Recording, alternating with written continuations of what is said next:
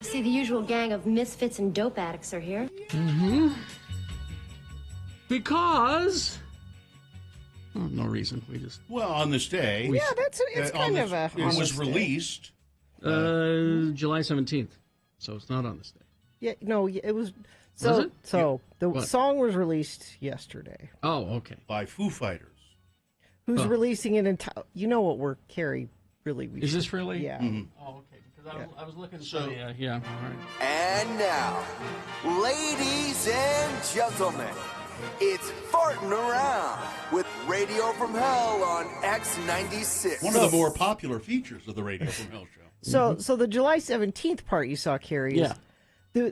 the Foo Fighters have recorded an entire album. Excuse me, Gene, I believe it's just Foo Fighters. It's Foo Fighters. No, you're both wrong. It's the DGs. It's the DJs.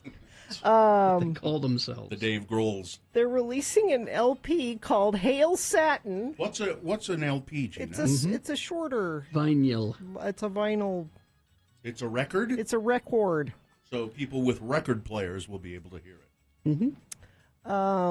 But they're not just doing. They're doing Night Fever and Tragedy. They're doing tragedy. More than a woman.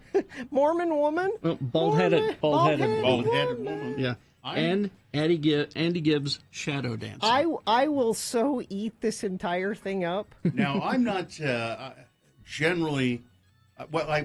I'm not in favor generally of these kinds of remakes, particularly when it was who was it who did all the Toto stuff? Weezer? Weezer. That was horrible because it sounded almost exactly like those songs. This, however, has different stuff in it, and I like that. It has a nice guitar riff in it, and it's obviously not the Bee Gees. Mm-hmm. And that, I thought it was pretty cool. And I have a soft spot for the Bee Gees also. So combining two things that I love, Foo Fighters and the Bee Gees, it's just makes me happy. Is that soft spot you have for them next to the other soft spot you have? Yes, it's right here. Okay. Thought it was. Gina? Yeah. All right. There you go. Did you watch? I know Carrie did because he told me to watch it. Did you Yeah. ever watch the Bee Gees documentary, Bill?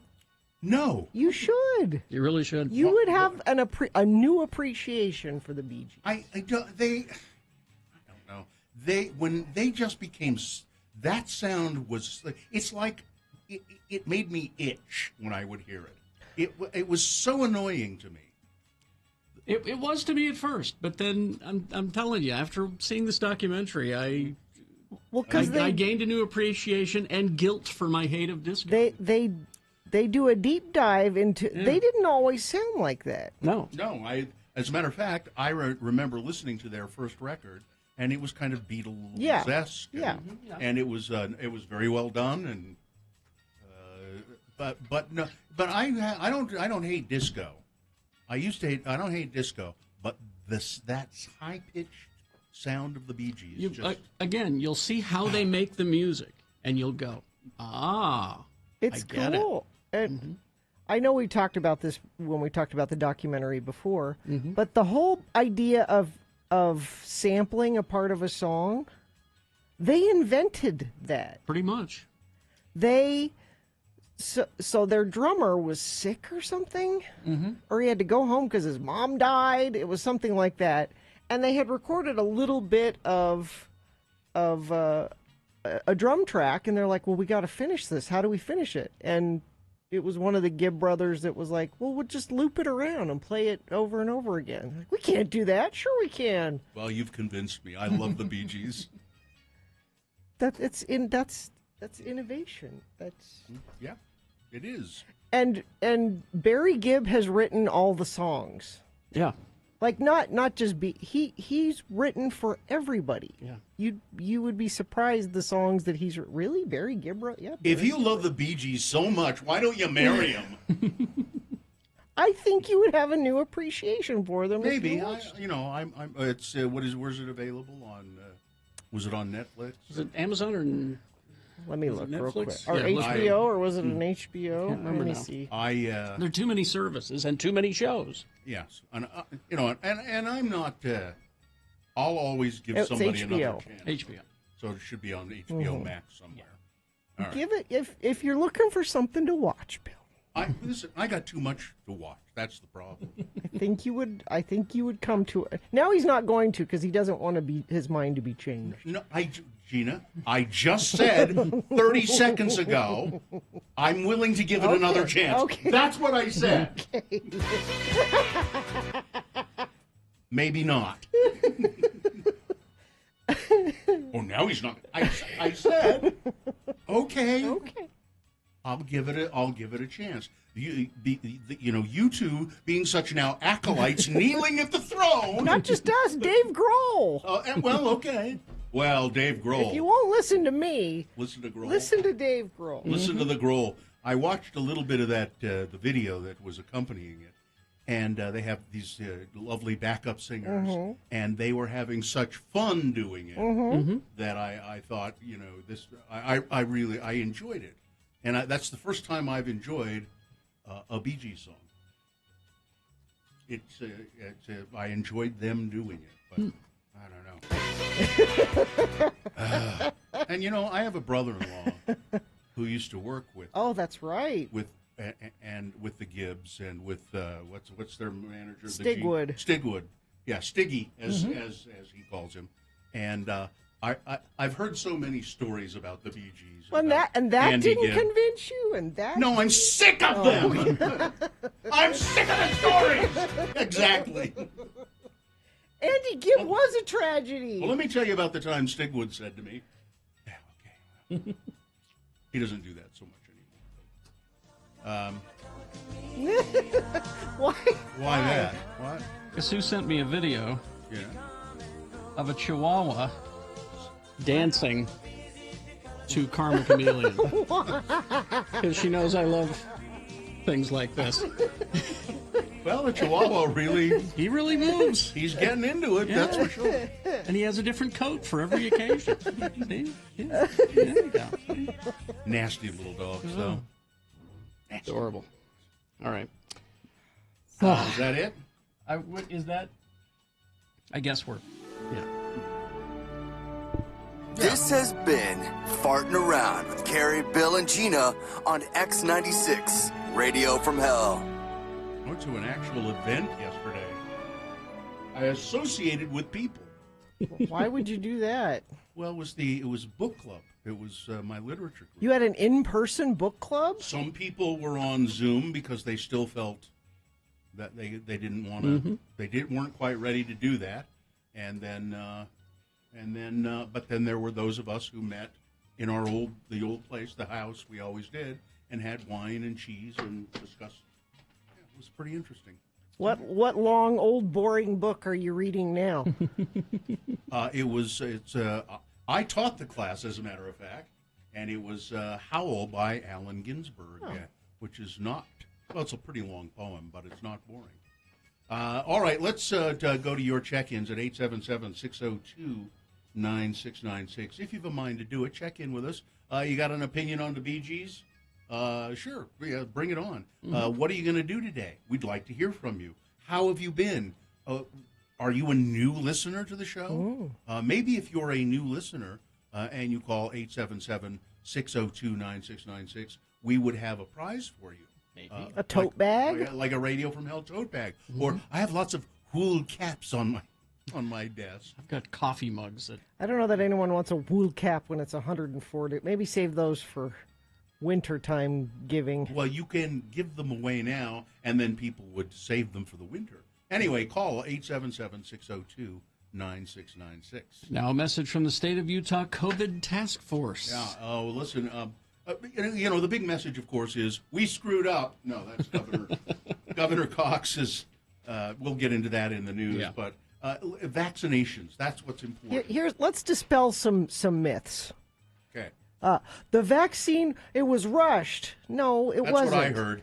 It was been clinical trials. The technology has been around for a while. They just plugged in this new, and it works. Adolescents need to get vaccinated. That's what I heard. Yeah.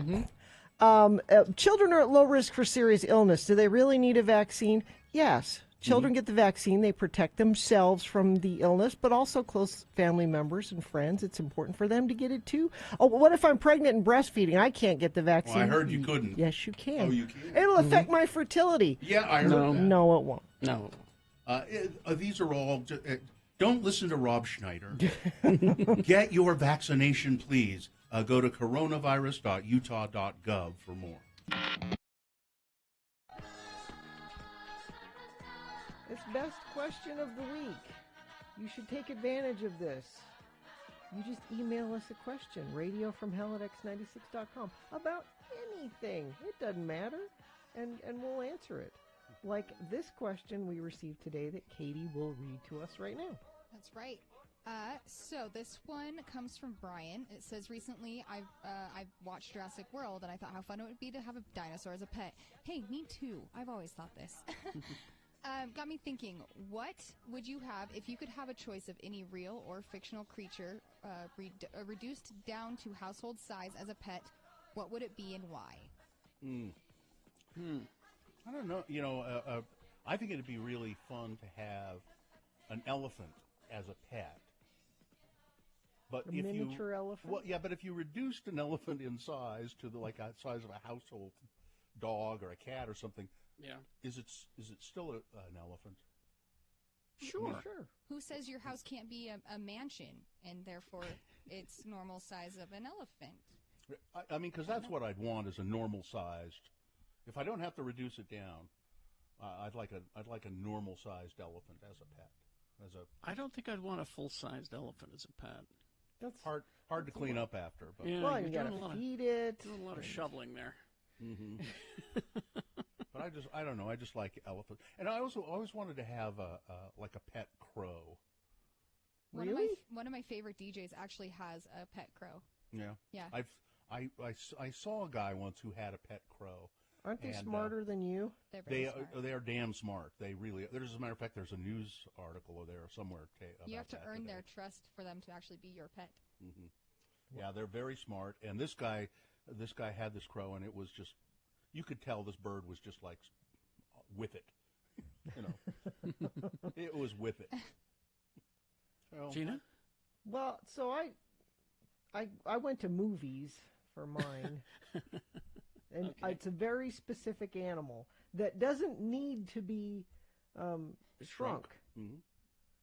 So it's Benji the dog, and specifically Benji the dog from Oh, the heavenly. movie Oh Heavenly Oh, Dog. Heavenly Dog, of because course. what it would be is Chevy Chase inside There it is now.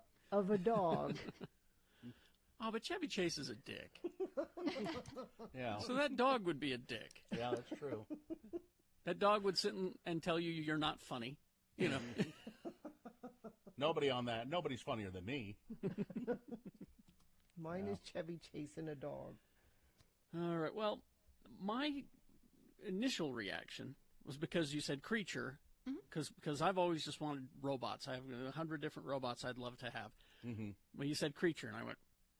My initial reaction was, well, Rocket Raccoon, because There he you could go. he could upgrade all my electronics and everything just using scraps. And steal things for you. But I don't think he'd take well to being a pet. You No. know, he would not respond well to that. You could call him a trash panda and he wouldn't know. But then my wife reminded me of something that I said a week or so ago. I don't know if you guys have been watching the Netflix show Ratched. Oh, it's so good. I finished it all in a day. I've watched a couple of them. We binged them. It's only like 8 episodes. Yeah. We just binged right through them, and so good. And it's the story of Nurse Ratched, who is in One Flew Over the Cuckoo's Nest. This is kind of her origin story, and it's such a great little story. Just some great acting, and it's just fun. But Sharon Stone plays a very wealthy widow socialite in it. Okay. And she has, it's not a capuchin monkey. I can't remember what kind of monkey it is. Named Miss Petunia. And Miss Petunia, this is the thing about it, Okay. is that Sharon Stone and Miss Petunia dress identically. It's cute. So, If and I you had a stopped. monkey that you would dress him like you, I hit the pause button while we're watching that, and I said, if I were incredibly wealthy, I would have a capuchin monkey, and I would make clothes for it that looked exactly like my clothes, and we would wear matching outfits every day. Little hats. Yeah, exactly. I'd get little hats, like this little flower shirt that we got going here. I'd have an exact duplicate of it. I would love this. And Yeah, people sure. could say, he's crazy, and I say, no, I'm wealthy. That means I'm eccentric. Yes. Ooh, there you go. Oh, hey, Carrie, you know that what was that show with the kids with the powers? The show with the kids with the Are you talking powers. about Lock and Key? The something club, the Umbrella Academy? Umbrella. Umbrella Academy. Okay.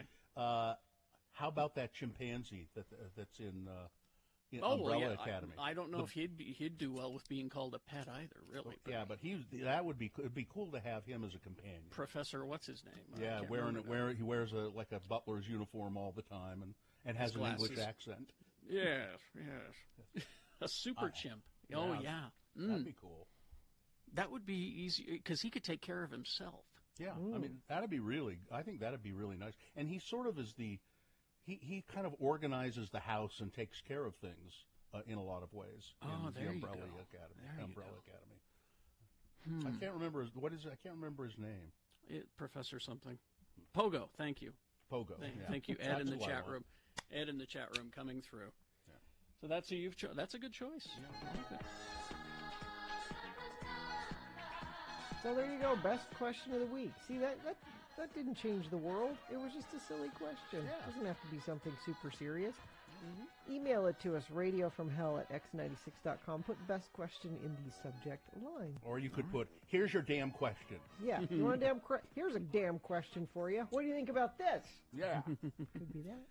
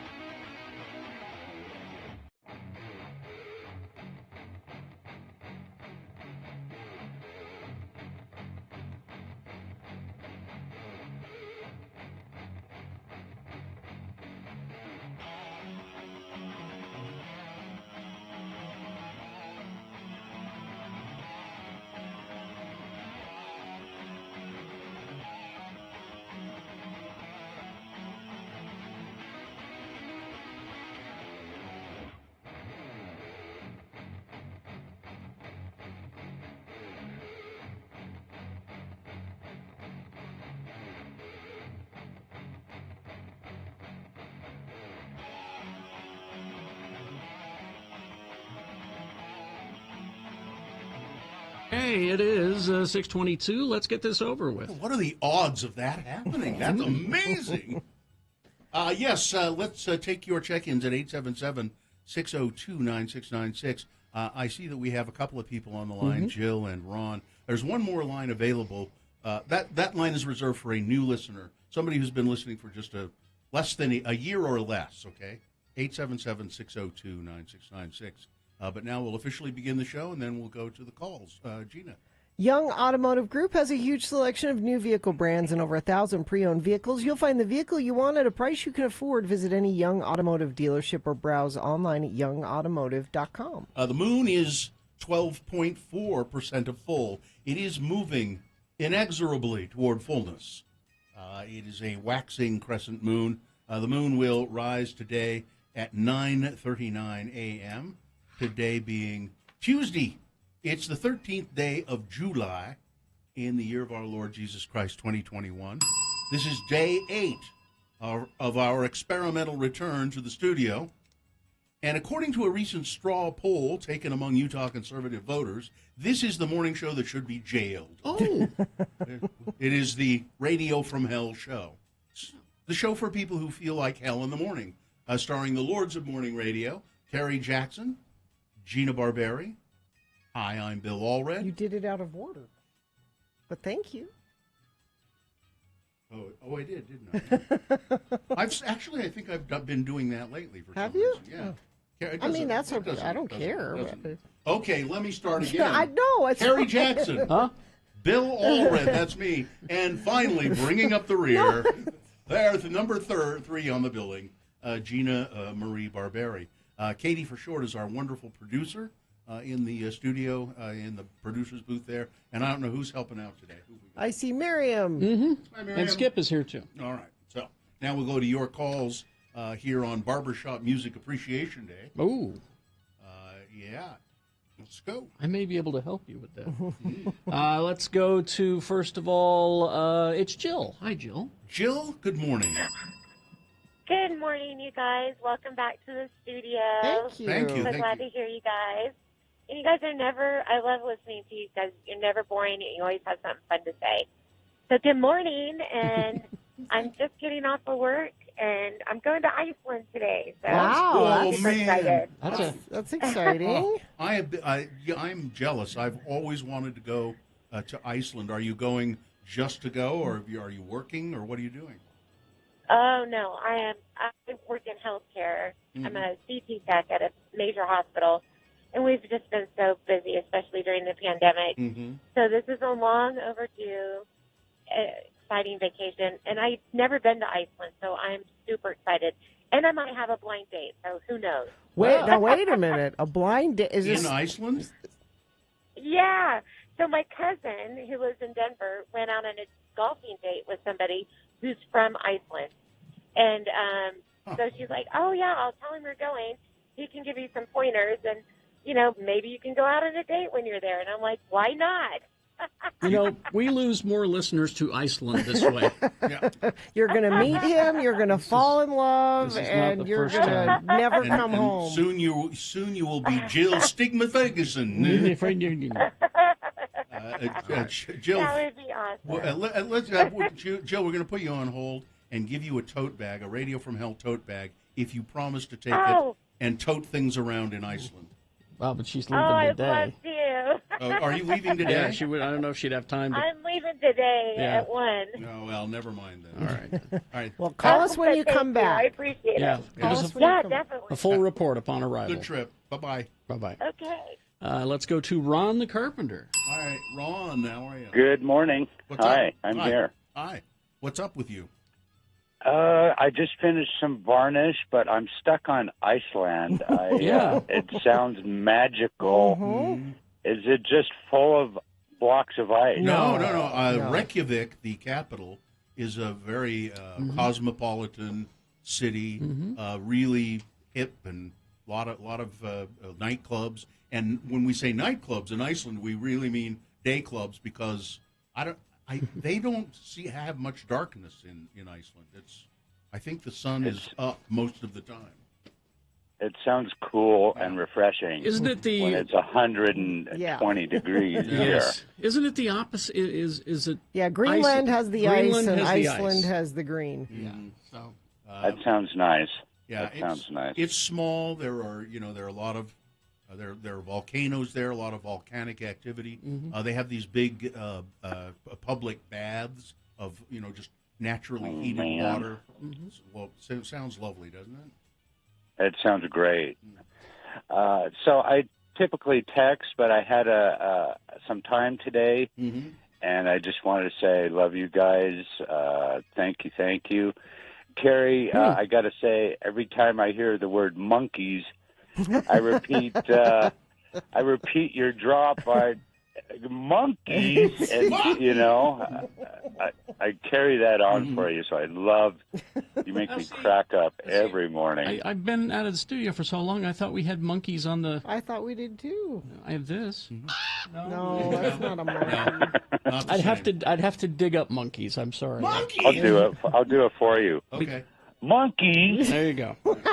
There. Because we've got because of the barbershop thing. I'm all loaded Yeah. for that. Also, how about a dedication? I like to just tell my wife Stacy I love her. Oh, that's nice. There we go. Ron will be home as soon as the varnish dries, Stacy. See you later. That's right. See you, I'm watching it dry now. Yeah. It's exciting, Thanks, isn't it? Ron. Thank you, Ron. See you later. Okay. Well, let's see now. Is it National Barbershop? Barbershop Appreciation Day. Okay. Now's the time for the time. It's 6:29. Yeah, I'm sorry, I left a word out. Barbershop Music Appreciation. It's also Embrace Your Geekness Day, Carrie. Oh, every day. And Fool's Paradise Day, National French Fry Day, Gina, What? and National Nitrogen Ice Cream Day, which I don't know what that means specifically. Is it how it's chilled? Or? Yeah, I don't know why that should be a thing. It is. There are several stores around that's how they do it. That's how they do it. It's nitrogen. Mm-hmm. This is better ice cream. It's nitrogen chilled. Well, right. now I have to try. Yeah. Monkeys! There we go. There it is. Okay. Traffic, please, Gina. Yeah, Utah Highway Patrol's investigating a fatal accident. This is out near Wendover involving a person walking on the highway and a car. Right lane at milepost 25 is closed. So I'm having to scour the state for issues, but this is kind of a serious one. New wildfire sparked just south of St. George, forcing crews to close both directions of I-15. This is in that Virgin River Gorge area. It's like almost 10,000 acres have burned there, and so if you're headed to Vegas, that could affect. I don't know why you'd head south when the weather is like this, but that could affect your commute down there. If you see something up here in the valley and want to share it with friends of the program, you can do that. Text it to us, only if it's safe for you to text, though, 33986. For a limited time, get a professional AC or furnace tune-up for only $39 with Scott Hale Plumbing, Heating, and Air. Call 801-264-HALE. All right, thank you. Coming up, we have full-strength big boy news and opinioendo. Okay. What's the Utah word of the day status? I don't know. I texted Katie yesterday and said, I'm swamped. Would you select a rerun? We'll find something. Or not. We'll see. Coming up. Stand by for all of that. BigOTires.com is the website. They're the team you trust, Big O Tires. When it comes to tires, they promise the lowest price on every tire every day. And right now they're having a sale on the Big O brand, the house brand. Those are the ones you have on your car right now. Both of my cars. And I have done that for quite some time. When I was in there a time and I needed new tires, the first time I started dealing with Big O, and I said, what do you recommend? And they said, well, you could do this one. This is a Pirelli. This is a Goodyear. Our Big O brand tires are cheaper, a little cheaper, and they're very good on the kind of car you have. And so I went with that, and I've never been sorry. Right now, you can save up to $150 on Big O branded tires, and they're more than just tires. I know you go in there for tire pressure checks. Gina. Yeah, I mean, seriously, when the heat is like this and the temperature changes a lot, you should keep your tires checked and make sure the pressure is what it should be. It can affect all kinds of things. So Big O Tires, the team you trust.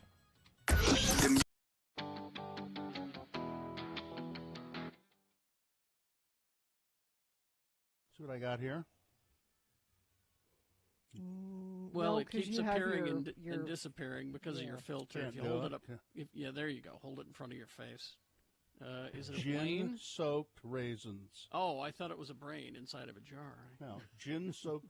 So remember that story last week? 105-year-old woman.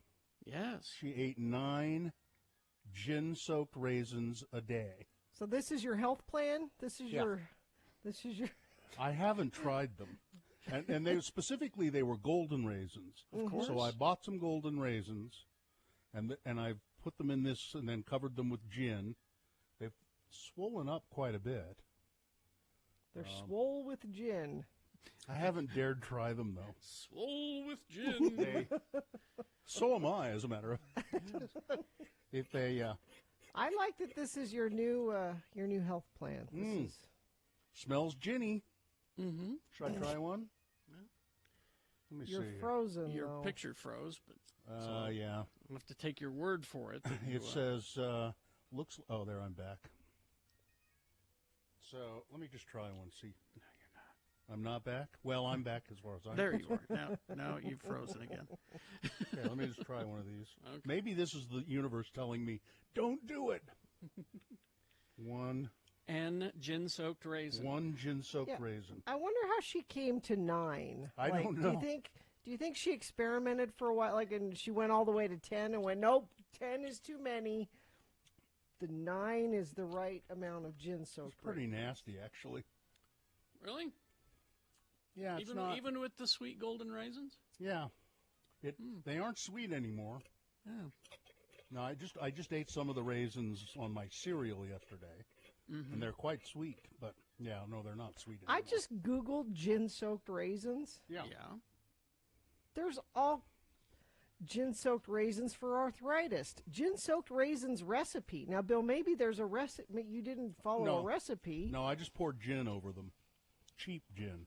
Let me see. Is there something you're supposed to be doing see to what the them recipe besides that? is. Isn't that interesting? Yeah. Let's see. Hold on. Okay, I'm holding. Am I back? Oh, Well, while Gina searches this, let me remind you, a quick reminder, that Red Roofing Ogden Homeless Drive ends today at 4. Giving all their stuff to Lantern House. You can drop donations at 2772 H Avenue in Ogden. Thank you, Roman. now here's the recipe for gin-soaked raisins. All right. You need 2 cups golden raisins, What? Okay. 1.5 cups gin. Okay, to cover them. Put raisins in jar or container and cover with gin. Let soak for 1 to 3 weeks. Oh, there you That's go. part of the problem. You gotta let them sit longer. Keep in a cool, dark place, then eat 9 a day. This recipe says have I don't know. 9 I'm a having day. I'm having flashbacks of turmeric and pepper. You know. I mean, yeah, probably. But Bill, I think you didn't let him soak long enough. I think you need to. I just ate one. I'll leave them in the jar and leave them in the refrigerator here. Till next week. Yeah. Well, 1 to 3 weeks. Do we want to go longer? That's Probably what it want to says. go longer. 1 to 3 weeks. Well, I won't. I'll wait till next Monday and try them again. Okay. And I like gin.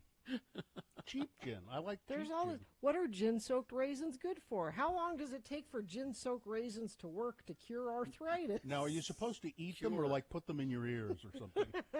Cure arthritis. It's I going to like cure the way your they put that. arthritis, I'm too, sure Bill. it will. Cures it. Yeah. God, I hate the internet sometimes. Well, What, Carrie? most of There's it. all these. Most of the time, actually. Do gin-soaked raisins really work? No. Sorry. Oh, I'm sorry. Well, Carrie, listen, how do you know so That was a fast? burp. That was a burp. is what listen, that was. a 105-year-old woman. She's been doing it all her life. Mm-hmm. I think maybe That's all it takes. That's yep. Is one 105-year-old woman. That's all it takes for me. takes. I smoked a cigar every day of my life, said a 105-year-old woman. Yep, there you go. That's all it takes. Yep.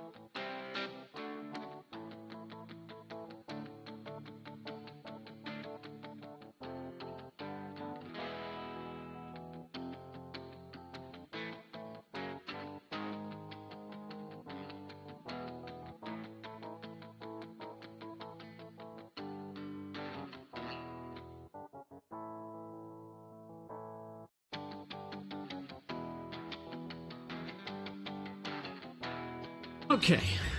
6:38 right now. Full strength Big Boy News and Opinioendo brought to you by Jiffy Lube Multicare gets services on brakes, batteries, spark plugs, and more. That's a job for Jiffy. Visit jiffylubutah.com for discount services and locations.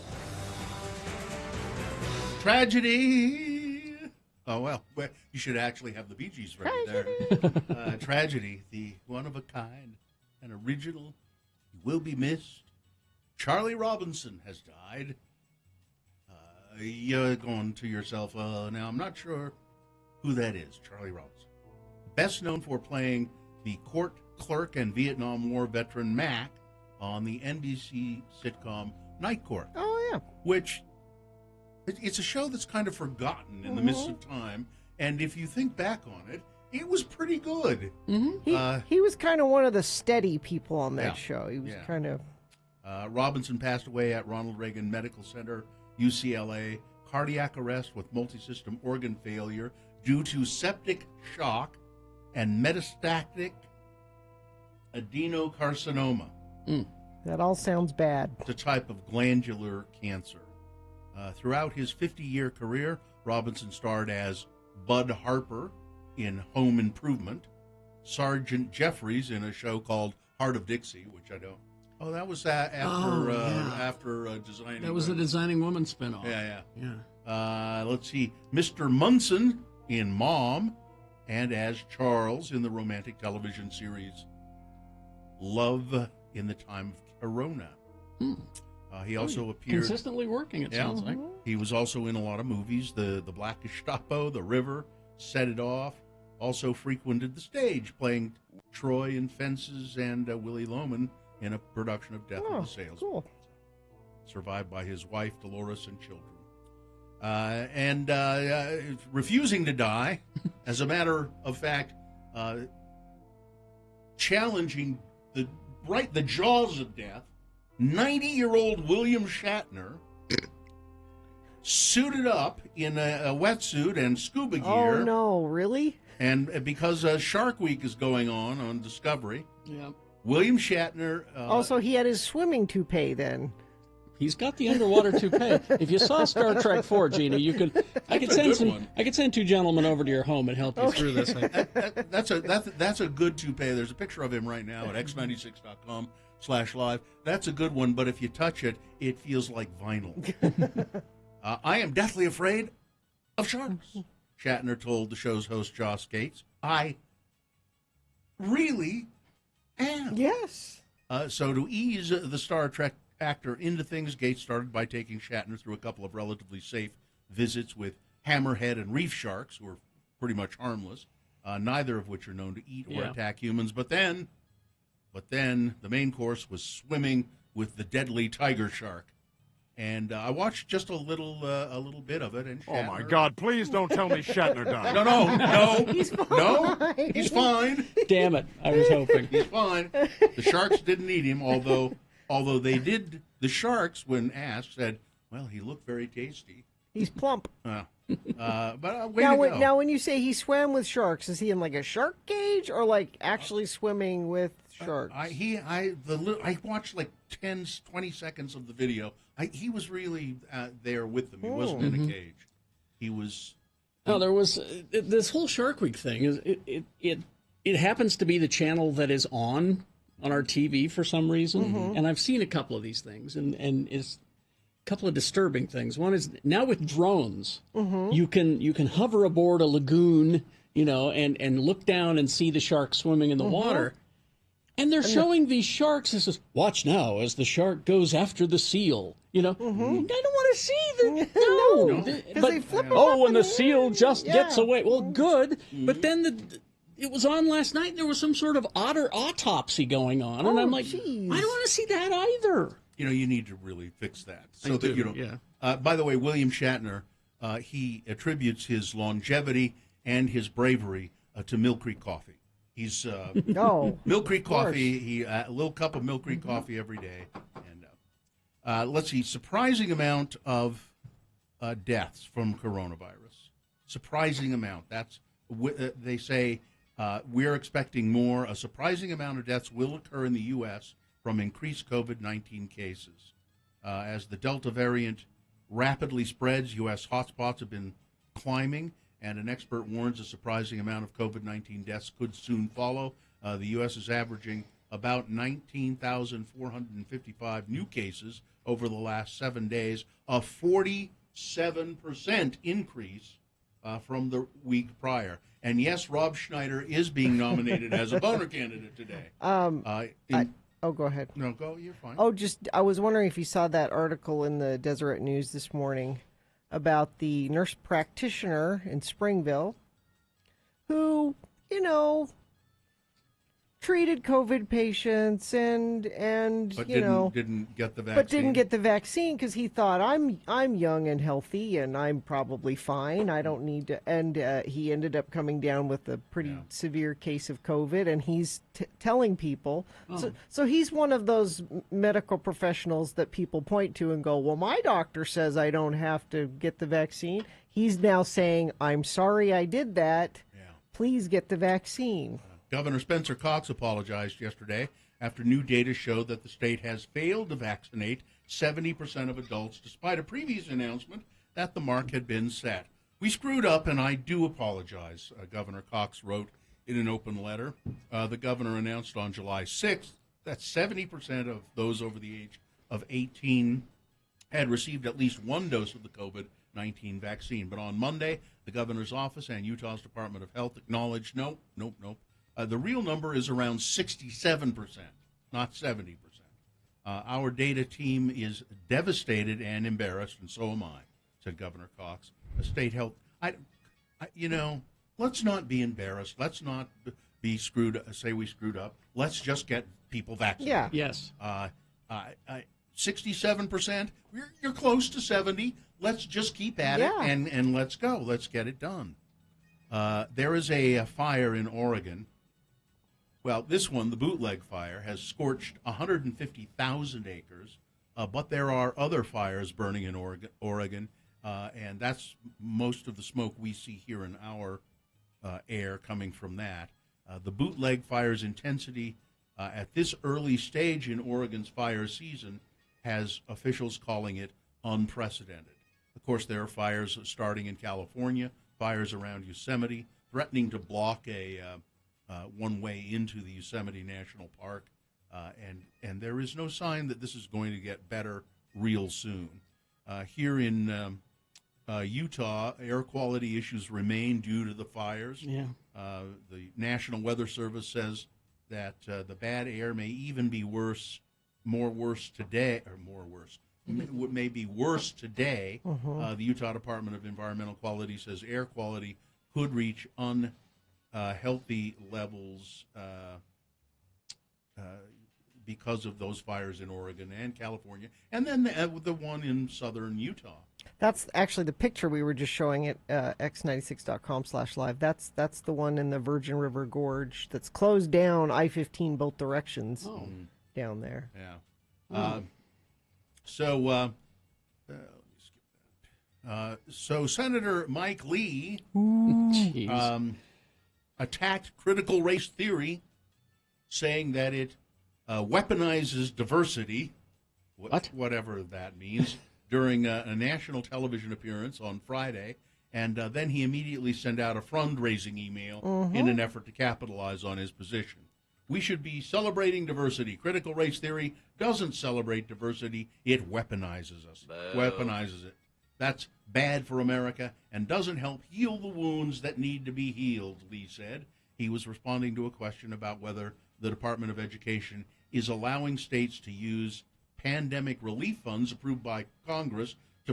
What? Oh, my hell. So who is asking this question? No one. Well, somebody is asking Senator Lee of that question. I didn't see what network he was on, but let's guess. He was asked this question. Okay. Is Congress allowing states to use pandemic relief funds to promote controversial programs based on a far-left curriculum? Huh? Are they? Huh? At least 6 states have passed legislation banning the teaching of... Banning the thing that doesn't happen. Critical race theory, which is not taught in schools anyway. Chris Jones just did a big investigative maybe we report should on have it. him on We to should probably talk have about him over to talk about it. It was on just last night. You can go and see it at Channel 2. It's not a thing, folks. I'm trying to see what network he was on. Well, but I can guess because of that kind of question. All they have to do is ask the question. It doesn't have to be true or anything. They just ask the question. It's out there in people's heads. But they ask the question, in such a way that says, is it true that states are using pandemic relief funds? Yeah. And he doesn't have to say no. He didn't say one way or the other. He doesn't have to. He just commented on what critical race theory. Because the idea is floated out there. Utah lawmakers are going to consider more bar licenses. Oh, good. And they may also, they're talking about allowing online liquor ordering. The people are moving in, and when you look at what they want, people moving into the state of Utah, when you look at what they want, but we've lived here forever. Exactly. And I was just going to say that. We're not as isolated as we used to be, and we need to make sure that we can keep the regulation where it needs to be, said Senator Jerry Stevenson in Political Double Talk. Thanks, Jerry. Referencing the balance of hospitality and public safety. The Utah State Legislature now allocates one bar license per 10,200 people. That population quota is arbitrary. Yeah. Just created by the legislature.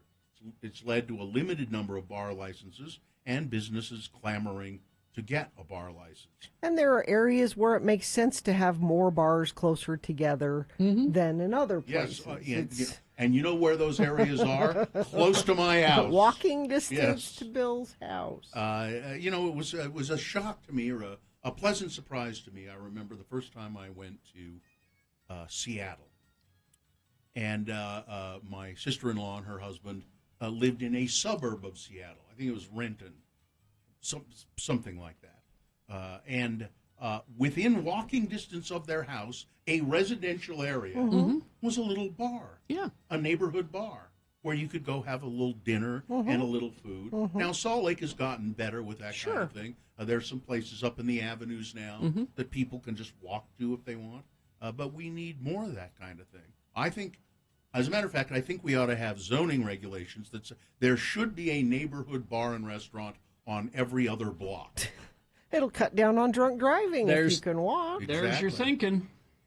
Alan Weiselberg has been removed from all of his roles in the Trump organization. So Trump can act like, I don't know that I've ever even met him. I don't know who that is. He's been running your operation since 1973, Donald. Doesn't look familiar to me. There was a Burger King in somewhere. They put a Lincoln, Nebraska. They put up a sign. So there's the Burger King sign, and then there's the reader board with the letters that the guy has to use a pole to put on there. We all quit. Sorry for the inconvenience. Apparently, this particular Burger King, they've had nothing but trouble. The employees say with manager after manager after manager, and they said we're sorry. We're sorry for the inconvenience, and we know there are some of you who love Burger King, but we all quit. And a McDonald's, McDonald's owners offering tuition and child care to lure people to work at McDonald's. I was going to say, when you were doing that bar license story, what's the point? There's no one to work at the bars anyway if we open a new bar. I don't know where is everybody? They've all moved to France. Or, Gina, they've died from COVID, perhaps. All right, that's the news. Sports weather traffic? Brought to you by, let's see, be prepared for your day. Watch 2 News. We were just telling you, KUTV2 from 4:30 to 7 a.m. Well, I have a sports tragedy. One of the greats from the World Wrestling Federation's 1980s heyday has passed away. Mr. Wonderful. Paul Orndorff. His son Travis made the announcement Monday on Instagram, where he's documented his father's recent health struggles. It's with great sadness that I announce the passing of my father, known as Mr. Wonderful. He was instantly recognizable in the ring for his impressive build and blonde hair, but his sons and family loved him for something else. He had a bigger heart than physique, they said. So. Do they say what killed him? Let's see. It just says they documented his health struggles. Doesn't say what. I just wonder if it was wrestling related or. I don't know. 71's pretty good age for a wrestler. Yeah. And Charles Barkley was more confident than ever in his golf game heading into the American Century Championship at Lake Tahoe this year. He put his money where his mouth was in a big way, but it didn't really work out. Barkley was a -7 after the first round on Friday, which is not good in this context. He bet $100,000 on himself to finish in the top 70. He said, I felt very confident. I felt really good, and I screwed up. He lost his bet with himself. $100,000 just gone. The Bees last night, Bill, they lost last night to the River Cats. You went to book club and did not go to the Bees game. There you go. They need you, Bill. This is the last night of their homestand against the dreaded Sacramento River Cats. I know. 6:30 game tonight. Go Bees. Let's see. So weather. We've been talking about the heat and the smoke, and flash flood watch is actually going on down in southern Utah. Mm-hmm. So if you're headed down there for some hiking in the canyons and stuff, you want to be aware of this. Let's see. Heavy rain and flooding are possible down through that area. So you should go to the National Weather Service to check for conditions down there if you're headed down south to hike around. Up here, we could see a little bit of maybe something come through this evening that would help get rid of some of this smoke. But it is still going to be very hot today, 101 for a high. The next couple days will dip down into the chilly 90s because the storm should not only clear out the air but drop the temperatures just a bit, so that's nice. Traffic, like I was telling you, down in Virgin River Gorge, both directions of I-15 remain closed because of a lightning-caused fire. So that will be an issue if you're there. If you're headed out to Wendover, there was a fatal pedestrian versus car accident out that way. UHP is investigating that currently. Up north here, crash 1800 north at 40th West. This is in West Point up in Davis County. And other than that, things look good along the Wasatch Front. Now, you might see something that ain't looking so good. But you can text it to us if you see something. Just make sure it's safe for you to do that. Send it in at 33986. For a limited time, get a professional AC or furnace tune-up for only $39 with Scott Hale Plumbing, Heating, and Air. Call 801-264-HALE. All right. We will take a break. We will be back. We got Utah Word of the Day going into the archives for this one. Okay. Yeah, yesterday I was just really swamped. I was very busy. We had a meeting, and then I taught the class, the book club class, and I had to finish up my research to do that. So I said, Katie, I'm swamped. Pick a rerun, please, of Utah Word of the Day. I mean, she had to blow the dust off of this one, really? Apparently. It's very old. Right. Like, maybe 10 years or more. Well, they go back 100 years. About, yeah. So we'll have that for you coming up, along with round one of your boners, big boy news, opinioendo, all of that coming up. Stand by. ShamrockPlumbing.net. Shamrock Plumbing been around here in Utah for 30 years or more, I believe. Handling people's plumbing problems, and they are a part of the community, and they really want to take care of the community. So they still make sure that all their trucks are sanitized, and their plumbers, when they come to your house, please, Bill, take the right precautions. They're certified licensed technicians. They're not just plumbers. And these aren't salespeople either. They don't work off commissions. They're just there to take care of your problems, not try to upsell you anything. No. Shamrock Plumbing, they do water heaters, water softeners, all of that. They sell them, and they have great prices on all of that. And if you have an emergency, Shamrock Plumbing is the plumber to call. I do it all the time. And believe me, my toilet gets clogged more often than I would like. So call Shamrock Plumbing, 801-295-1690 or shamrockplumbing.net. It is the 23rd century. Humans have left the lowly confines of planet Earth and have sought their destiny among the stars. While many things have changed, one constant remains: the need for young men to venture forth and do the work of the Lord. This is the tale of two such men who at the age of 19 have answered the call of their general authorities and are embarking on a 2-year mission to spread the gospel throughout the galaxy.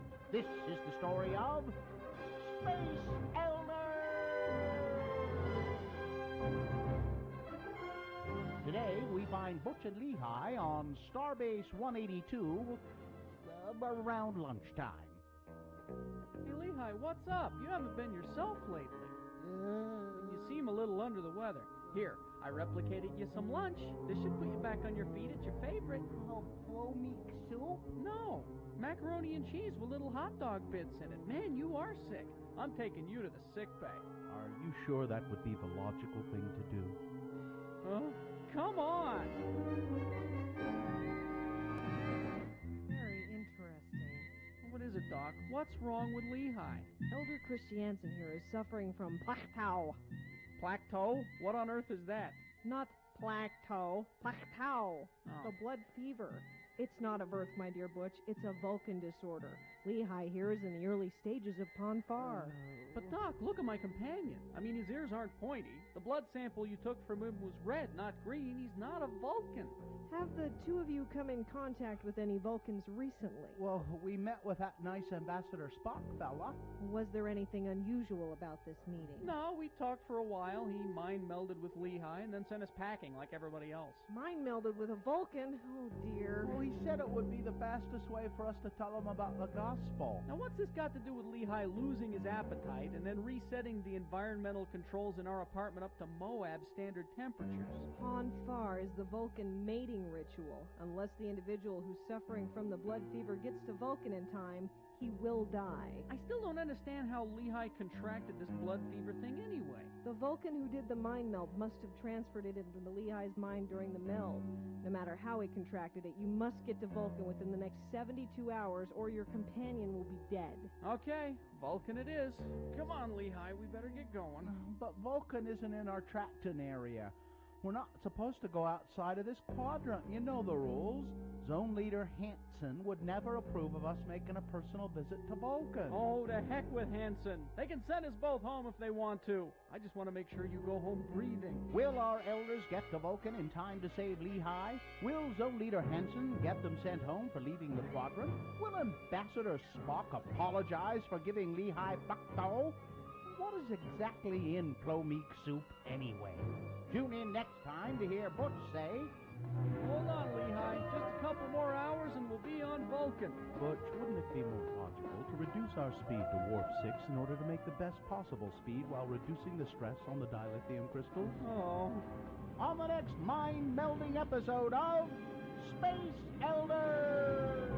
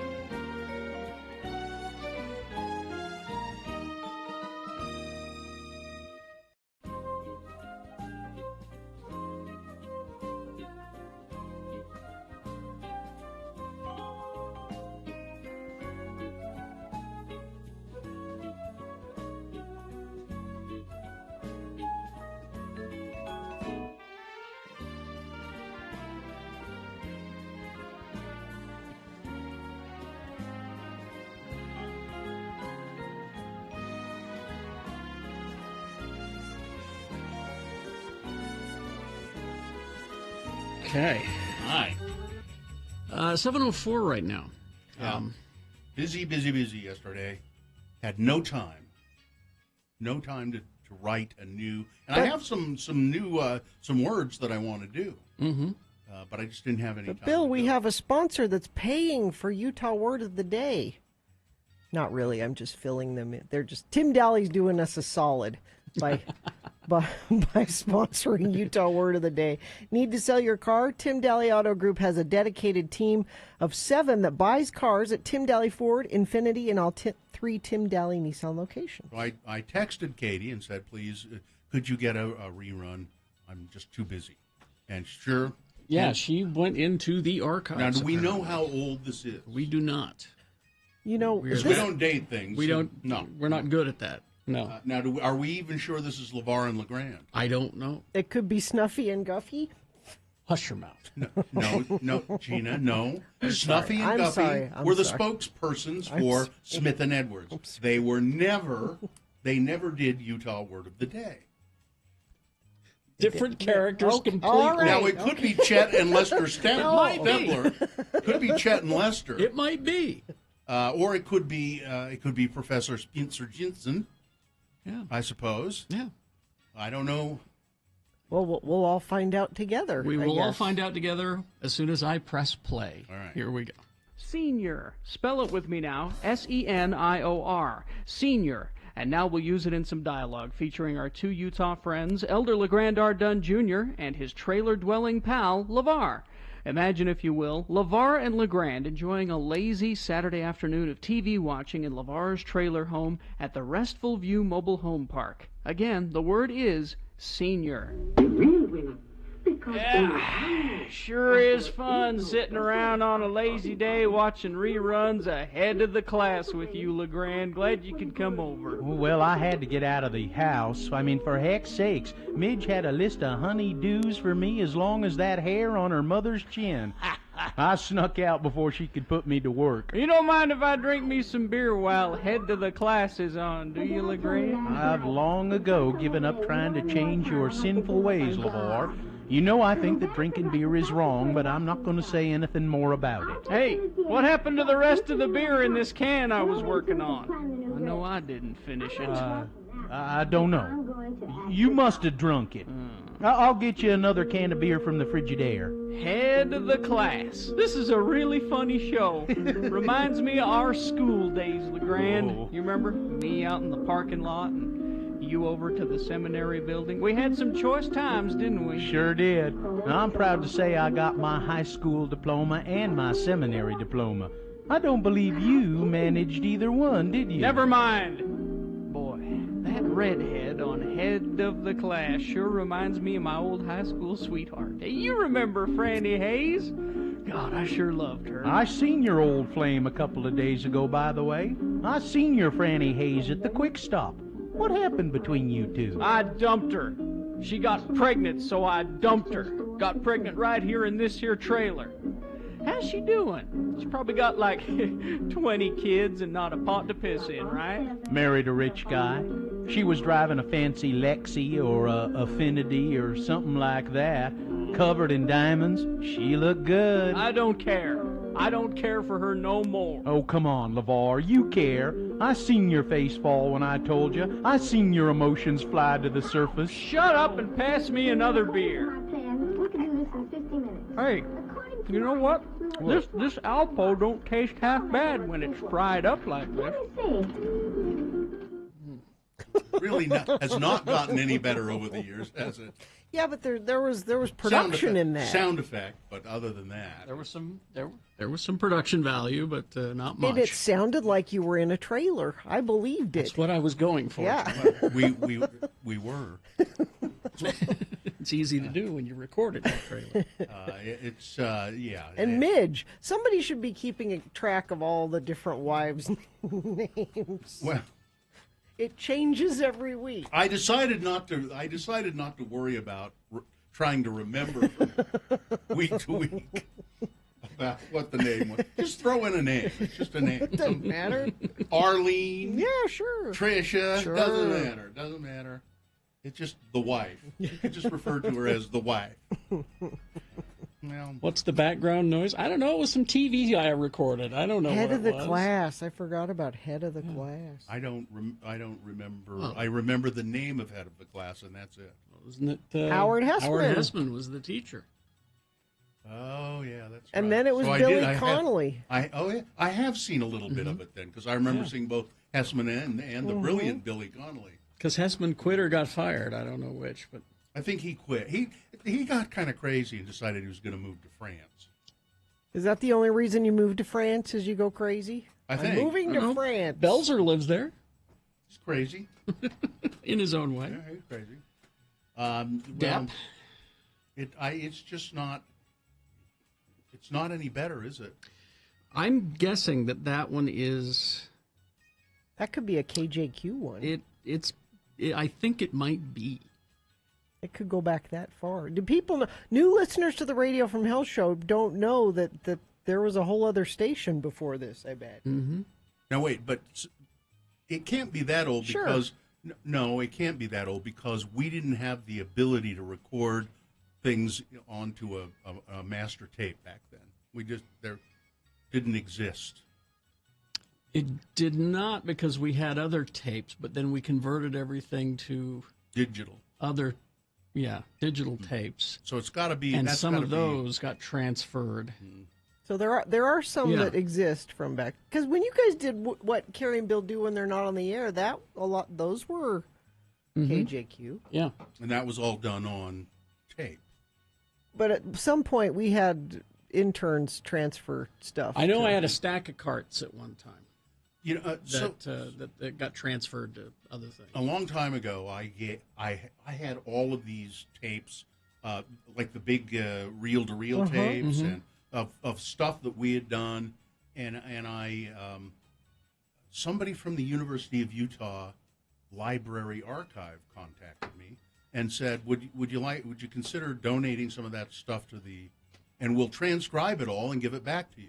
And we'll put it in the archive just as part of the history of Utah, and not just Utah Word of the Day, but other bits and things like that. And I said, sure. And I gave them that stuff. And I said, I did it too because there were a lot of digital audio tapes, those little, like small cassette-looking things that nobody has any player for anymore. Yeah. And I said, that it would be great to get the material off of that. So they said, well, we'll transcribe it all and give you a copy. But I've never. I've still got cassettes, reel to reel, 4-track. I've got a bunch You of should stuff. transfer that stuff, Carrie, before it You gets so can't. brittle. Where are you going to find a reel-to-reel player? There are businesses that's what they do. They transfer. I've taken stuff to them to have them. They have all those. They have a DAT player. They have a cart player. They have and they'll transfer it to digital. I got a bunch of that stuff. But before it gets so brittle, you can't use it. I'm going to have to contact. I should contact the University of Utah and see about that. Yeah. Okay, that's the music that tells me I should refresh my UDOT website and give you traffic information. Crash, Yes. crash northbound I-15, 29th south. This is milepost 304. The crash westbound 12th Street at Depot Drive in Ogden. The right lane is blocked. Southbound blocked there. And let me check our message stream. Yeah, a couple of reports of spotty sprinkles. Yeah, you can text those in to us, too. Thank you for doing that. 33986. For all of your alerts, you can send them in to us. Moochie's would like to thank their loyal customers for supporting their locally owned and operated business. Moochie's has been voted Best of Utah for over 17 years. Dine-in, delivery, and pickup available. Let's see now. We have Boner's Round 1 coming up. Yes. Here are the candidates you'll be considering. Boner candidate number 1. Well, there's a great use of lawmaking time. Boner candidate number 2. 5 will get you 10 that Tuck and Laura have been given the shot. And Boner candidate number 3. It's a sign that we have reached the end of civilization as we know it. Okay. Round 1 of your boners, big boy news, all coming up after these. Stand by. UtahAdvocates.com. You go to that website 24 hours a day. You can chat with a lawyer anonymously and ask him if you have a case. Yeah. And they can determine pretty much on chat or on the phone whether you do have a case.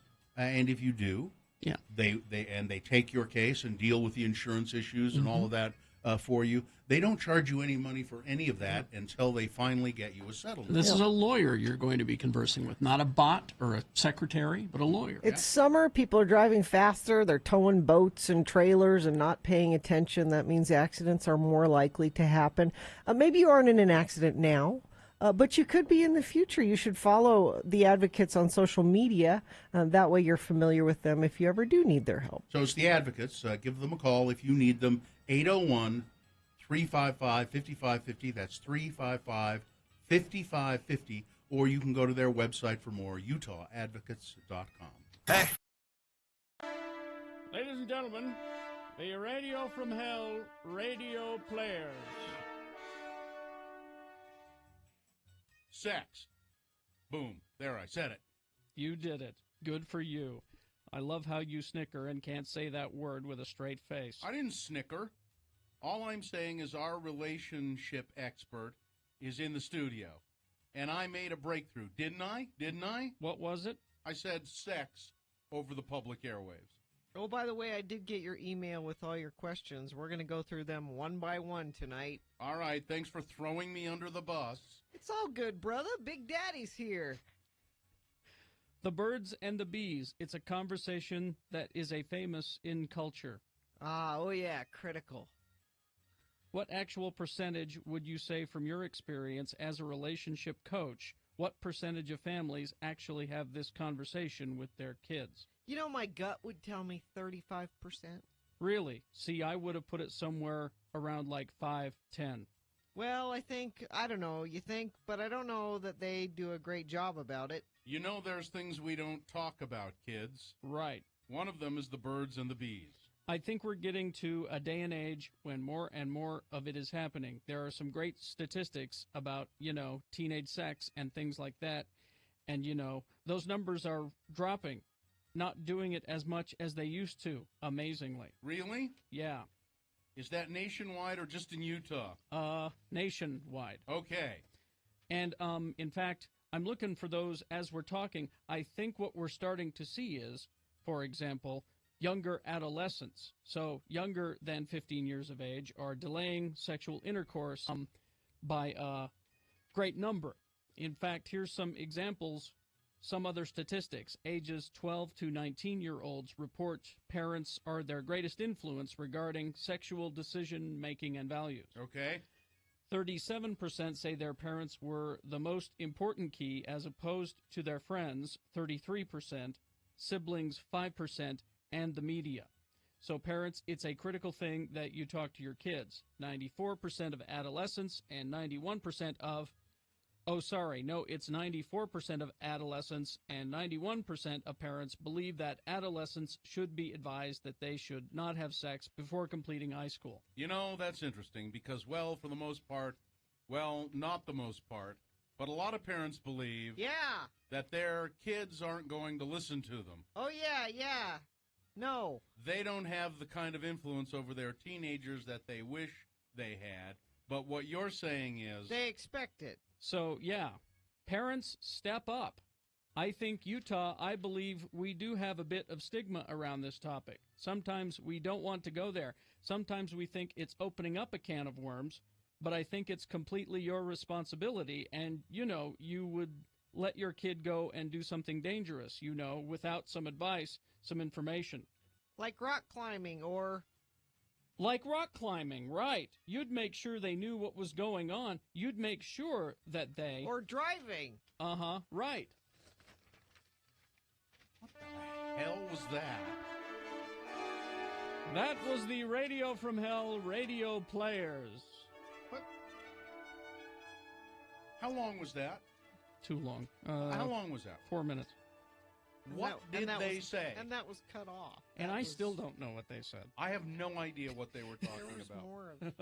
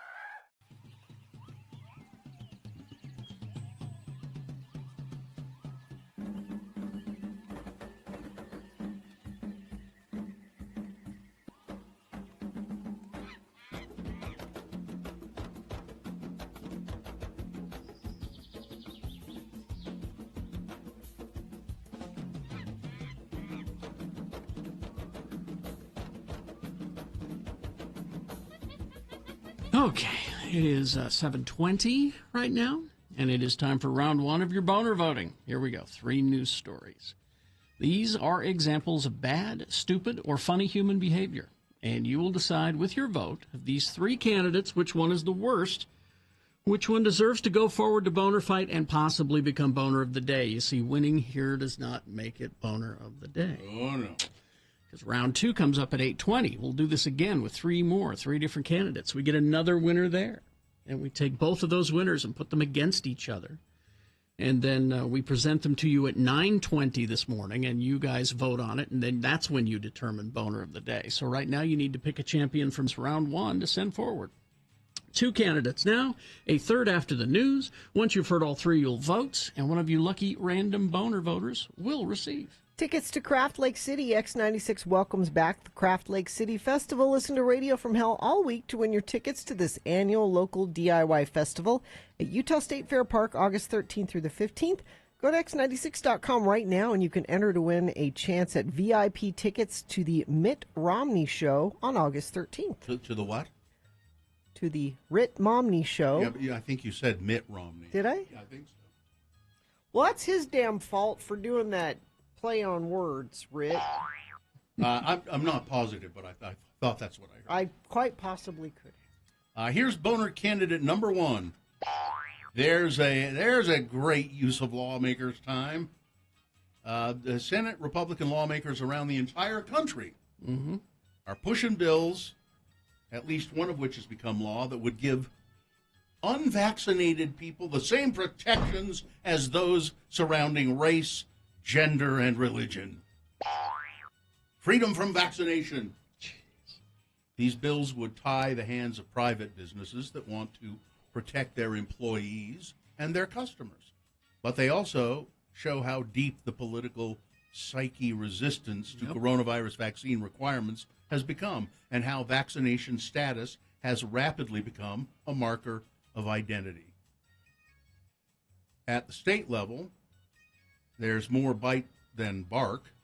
There is more bite to the bark. Yeah. Many Republicans-led states that have enacted some kind of restriction or on vaccine mandates or vaccine passports. Some state lawmakers are trying to make it illegal for employers, governments, or private businesses to treat unvaccinated people any than vaccinated people, using the same language found in federal civil rights law. Can people show up drunk to work? It's a false equivalency, really. How? Well, you. How is that different? You are not impaired by the not being vaccinated. If you show up drunk to work, you're impaired, and you obviously, we're going to send you home. You can't work. You're impaired. But I'm saying you can make. You could put me in danger. Carrie can't be drunk doing the show. I'm not disagreeing. I'm not disagreeing that people should. Do you have to wear shoes at work? Some jobs you don't. I'm saying there are mandates of all kinds of things. If you're going to work here, you're on a construction site, you have to wear a hard hat. I don't want to wear a hard. It's my head. If I want a steel bar to fall on it's my head. That's a better one right there. Wearing a hard hat. You can't make me wear a hard hat. Yes, if you're on this. But a bad one would be you have to wear a coat and tie to work. Anyway, boner candidate number 1. There's a great use of legislative time. Here's boner candidate number 2. 5 will get you 10 that Tuck and Laura have been given the shot. I'll bet you anything. Of course they have. You know Rupert Murdoch, the owner. He made a big deal about it. Publicly, yeah. Back in December, before the Queen of England and the President of the United States even had their turns, media mogul Rupert Murdoch received a dose of COVID-19 vaccine. Afterward, he urged everyone to get one too. Since then, a different message has been repeated on primetime shows hosted by Tucker Carlson and Laura Ingraham on Mr. Murdoch's Fox News channel, a message at odds with the recommendations of health experts, even as the virus Delta variant and other mutations fuel outbreaks in areas where vaccination rates are below the national average. Mr. Carlson, Ms. Ingraham, and guests on their programs have repeated the refrain, that vaccines could be dangerous. That people are justified in refusing them, and that public authorities have overstepped their attempts to deliver them. I'll bet. Now, that doesn't say so here, but I'll bet you money Tucker Carlson has been vaccinated. He's never said. And I know he has. And he wouldn't. Here's how he answers that question, because he has been asked on the record. Have you been vaccinated? He says, let me ask you a question, because that's what he does. Yeah. What sexual position did you have with your wife last night? Again, that's as bad as Gina's. Whatever sexual position you were with your wife does not affect me at all. However, whether you've been vaccinated or not could potentially affect me, I would say to Tucker Carlson. What I would say to Tucker Carlson is wipe that smug look off of your face, he wants to sensationalize it. Sure. He could simply say, that's a private matter. Mm-hmm. That's a private matter. Yeah. I'd rather, keep that private. But I bet you money he has kids. They're all vaccinated. His wife is vaccinated, and he is too. So what the hell? What the hell? I know. Boner candidate number 2, 5 will get you 10, that Tuck and Laura Ingraham have been vaccinated. Coming up, this is really it. A sign that we have reached the end of civilization as we know it. Look around you. All right, candidate number 3 for round 1. Coming up after this, Big Boy News and Opinioendo, brought to you by Park City's annual Savor the Cocktail contest runs now through August 31st. Enjoy original cocktails from participating bars and restaurants. Then vote for your favorites. You must be at least 21 to participate. Find details at parkcityrestaurants.com. Tucker Carlson worrying about this and doing this. State legislators trying to pass laws that say you can't discriminate against unvaccinated people. Well, in France, French President Emmanuel Macron has announced new health rules to contain the spread of the Delta variant of COVID-19. The country is currently hosting the Cannes Film Festival with several thousand guests from all around the world. The key measure announced by President Macron will make the European Union digital COVID certificate, commonly known as a health pass, mandatory. Good. In all cultural venues. You can't go to the movie theater. You can't go to the opera. You can't go to a play. You can't go to the Cannes Film Festival unless you have a certificate that proves you have been vaccinated. And that's your choice to get vaccinated or not. You just are not going to be allowed to mix with, bless you, people. Starting in August, that help. Starting in August, are you okay? You don't have anything, do you? Okay. Are you? It was a sneeze. You don't have ache. You're not achy or anything. No, okay? Starting in August, the health pass will be mandatory in cafes, in shops, restaurants, as well as trains and planes, and of course trains and planes and other places. So that's France. They're cracking down. Drake Bell, you know who that is? Drake and Josh. Yeah, when I saw this, I thought, it's that Drake guy, right? That guy, the singer. No, different Drake. Jared Drake Bell, former star of the Nickelodeon series Drake and Josh, was sentenced on Monday to 2 years of probation after pleading guilty to 2 charges against him relating to a young girl that he had met online and who attended one of his concerts in Cleveland in 2017. Quote, your position and celebrity status enabled you to nurture a relationship, said Judge Timothy McCormick at the end of the hour-long virtual sentencing hearing in Cuyahoga County on Monday, in which both Mr. Bell, who is 35, and his victim appeared on camera. You were able to gain access to this child and able to gain the trust of this child, and I hope you are truly remorseful. Bell, who was charged in June with attempted child endangerment, a felony, and disseminating material harmful to children, a misdemeanor, will have to register as a sex offender. He'll also perform 200 hours of community service in California. I'm thinking he will no longer be welcome at Disney in any capacity. Probably not. Apparently he started, now he says he never had any physical relationship with this person, but he he started sort of communicating with her and talking to her and inviting her to show when she was 15, and she's now an adult. Let's see, and The Evil Dead is returning to theaters for a groovy 40th anniversary screening. Evil Dead, its 40th anniversary later this year, and the always groovy Bruce Campbell will deliver an exclusive introduction to audiences. I think instead of doing just Evil Dead, they should do an evening of all three movies. A marathon? I think that because you did Evil Dead, and that was famous because it was done on no money and became this huge hit. But then they kind of remade it with Evil Dead 2. It was kind of a remake. I mean, they changed the story a little, but it's kind of a remake. And Evil Dead 2, I think, is leave that out. Is better. I think it's better than the first one. Okay. I'm sorry. Well, you got to do, but you do have to do the first one. Maybe you should do the first one and then do 3, because 3 is not really related to them other than that it's Ash and anyway. All right, let's move on here. Let's say Utah is reporting more than 1,200 COVID cases over the weekend, 6 new deaths. Come on. Wise up, folks. This is going to continue unless you get your vaccination.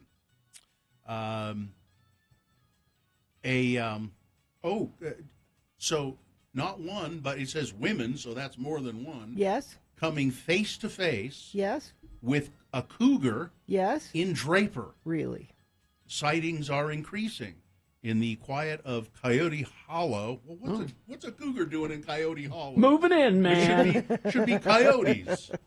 The trails are usually empty, except for a couple of hikers, maybe a mountain biker. But you see why I remain seated? Hikers are not alone, whether they know it or not. Something is lurking in the bushes. Nothing's lurking in the here. Watching, you want to bet? Watching and waiting, and we hear that noise right there that Carrie's playing, and it wasn't good, said Sherry Allen. It was like a screech. She had just taken off on a hike with Shelley Roberts, and Roberts' small Shih Tzu Yorkie mix, Buster. So little Buster is with them. The two women were a quarter of a mile up the trail, and they said they heard that noise, and then they saw a cougar approaching them. It was like 6 feet. I'm not kidding you. She said the cougar was down the trail from where they had just come. They had no choice but to back away up the trail. It was behind us, and we're like, oh, it's following us. It wanted Buster. There's a kitty. It's tracking us. The kitty's tracking us. Luckily, so she said, don't run. Whatever you do, don't run. Let's just keep moving away. And they picked up Buster. Yes. Because that could be a problem. Exactly. The cat tracked them 50 to 100 feet as they backed away slowly, and then I believe the animal just melted away into the bushes again. Scary. This isn't the first time there have been cougar sightings in Draper. I think, it's the real estate market is tough, but maybe you want to think about moving out of Draper, right? Jeez. Let's see. Texas Democrats. They've all the members of the Democratic Party in the Texas legislature got on a charter plane yesterday and left Texas so that in protest and so that they can't possibly pass voting rights restrictions. The Republicans want to restrict the voting rights in Texas, and the Democrats said, well, we're just going to leave and not vote. The governor now has threatened to arrest them and throw them in jail. Which he can't do. No, he can't. He can't do that at all. He'd like to think he can, but he can't. But Texas, we have our own rules down here. Well, not really. The Republican Party's top lawyer called all of the Trump's election fraud lawyers, making all those, Giuliani and that woman, I forget her name right now, making all of these comments that the election had been stolen and there was election fraud. Well, now the top Republican Party lawyer has said, they were just joking. It's just a joke. What? Why can't you take a joke? That's your defense? Yeah. He said, Psych. You're lawyers. It was a joke. Yes, it was. Yes, it was. I'll agree with him. It was a joke. What Rudy and Jenna are doing is a joke. Oh, they're just getting. Well, actually, he says they're getting laughed out of court. Yeah. That's really not. He's not saying. Oh, okay. All right. He's not using it as a defense. All right. He said every time they went to court, they got laughed Yeah. out They of did. court because it's not a joke that's funny. It's a joke that You can't be serious. with cannot this. be sort of serious. All right. Weather traffic.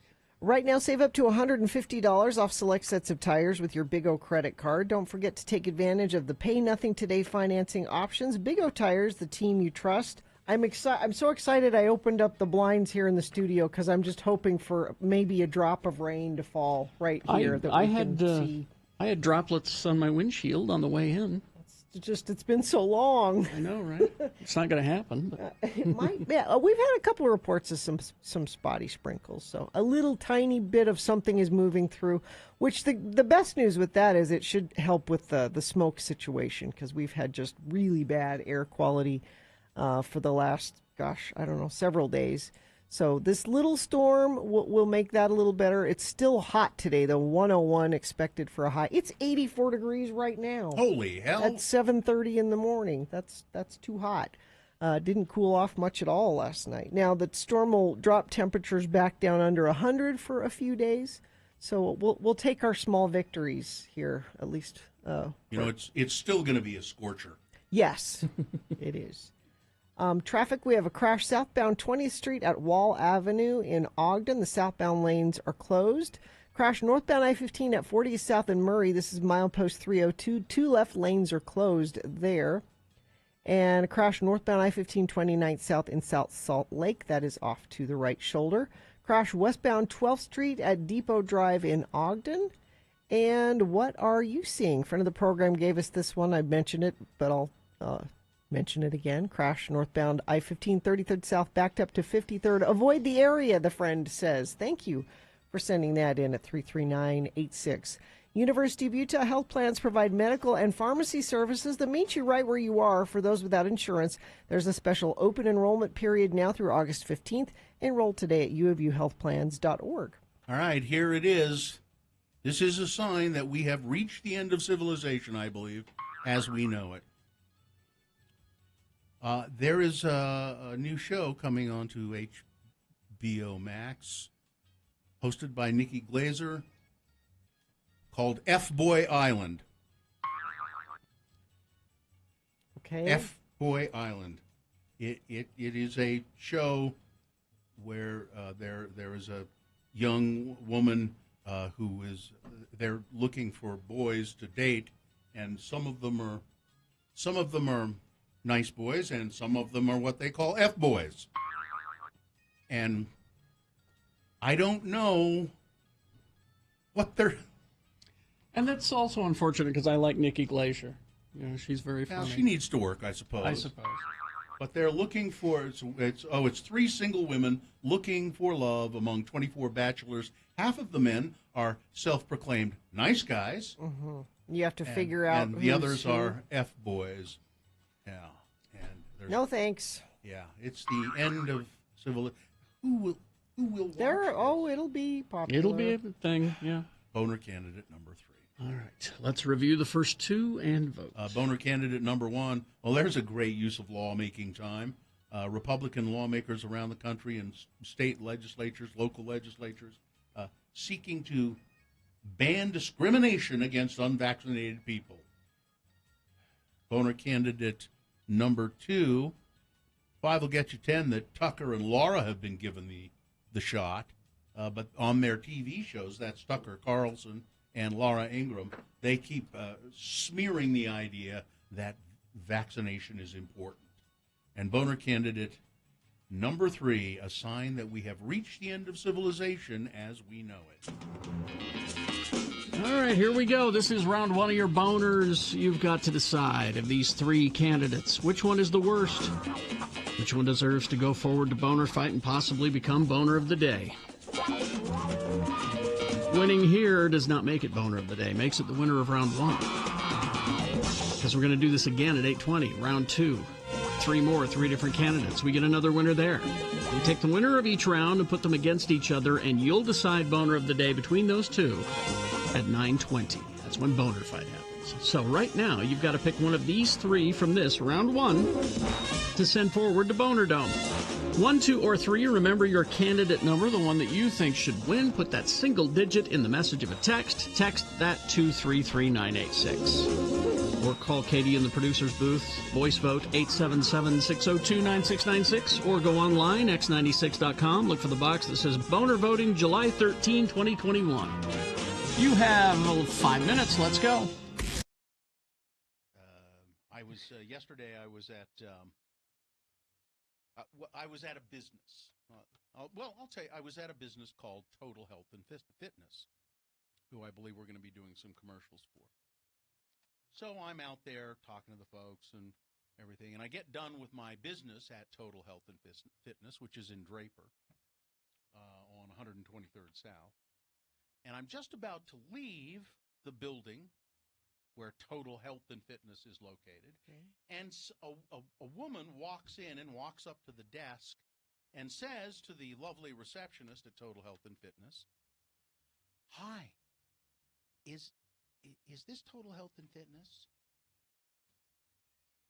To which the receptionist, being a nicer person than I am, said, "Why, yes, it is." And that the woman said, "Oh, okay, good. I'd really like to apply for a job."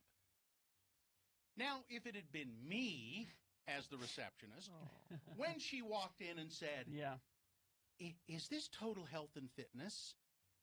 And I probably would have been nice to a point and said, "Yes." And when she said, "Oh, good, I'd like to apply for a job," I would have said, "Don't bother." Exactly. Because you apparently can't read the signs all over the building. You didn't read the big sign over the door before you walked in. You didn't see the sign on 123rd South, blazing across the building, Total Health and Fitness. You didn't see that anywhere. I'd just as soon you not apply for a job. Thank you. Goodbye. You think she was being ironic? Because the signs were everywhere? No. The receptionist did say she's way nicer than I am, but it was probably true. I don't think she was just trying to be nice. She said, "Well, we're not hiring right now." I would have just said, "Don't bother." God. Oh, yeah. I'm just sitting there looking at this going, really? I'm not a nice person, though. No, you're not. No.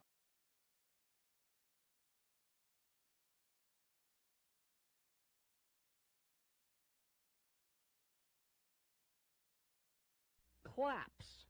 Claps. Spell it with me now. C-L-A-P-S. Claps. And now we'll use it in some dialogue, starring as our 2 Utah men, LeVar and LeGrand. We join the boys now at the Ward Cultural Hall as they take in a revival of the great theatrical production, Saturday's Warrior. As the show nears its climax, LeGrand R. Dunn becomes highly emotional. Again, the word is claps. Let's listen. Oh, this is such an uplifting show, LeVar. And this is the most uplifting moment in the whole Saturday's Warrior production. I have to admit, LeGrand, I too am stirred. That girl who plays Julie Flinders has a way about her. She's a nice-looking young woman. I am stirred. Oh, she found her true spiritual mate.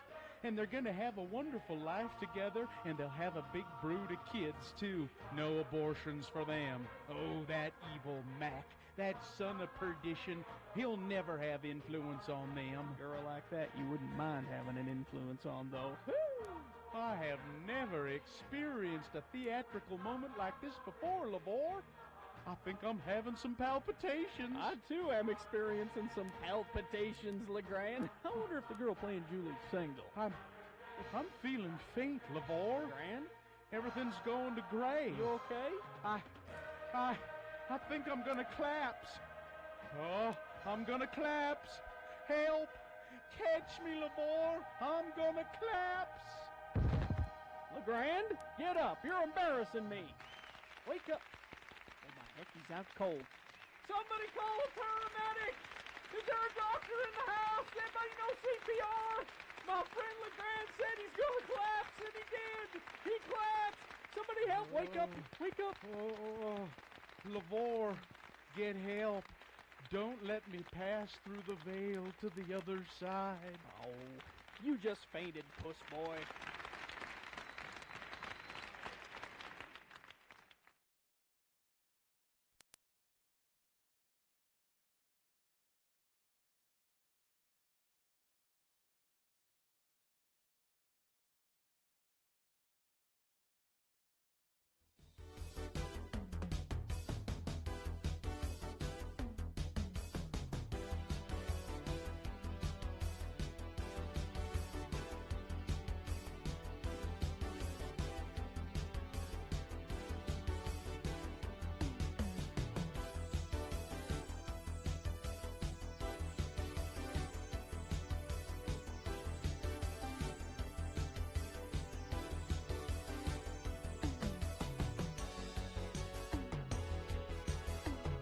It was a pre-Trump drop, by the way. I love that drop. The Daily Growl. I'll have you know. I love that. All right. Let's see. It's 7:46. Let's award round one of your boners. And round one of the boner voting is brought to you in part by a steak sandwich. And prices clearly listed at VWLayton.com. They've calculated all of the leases and monthly payments right down to the penny on all new Volkswagens at Volkswagen Layton.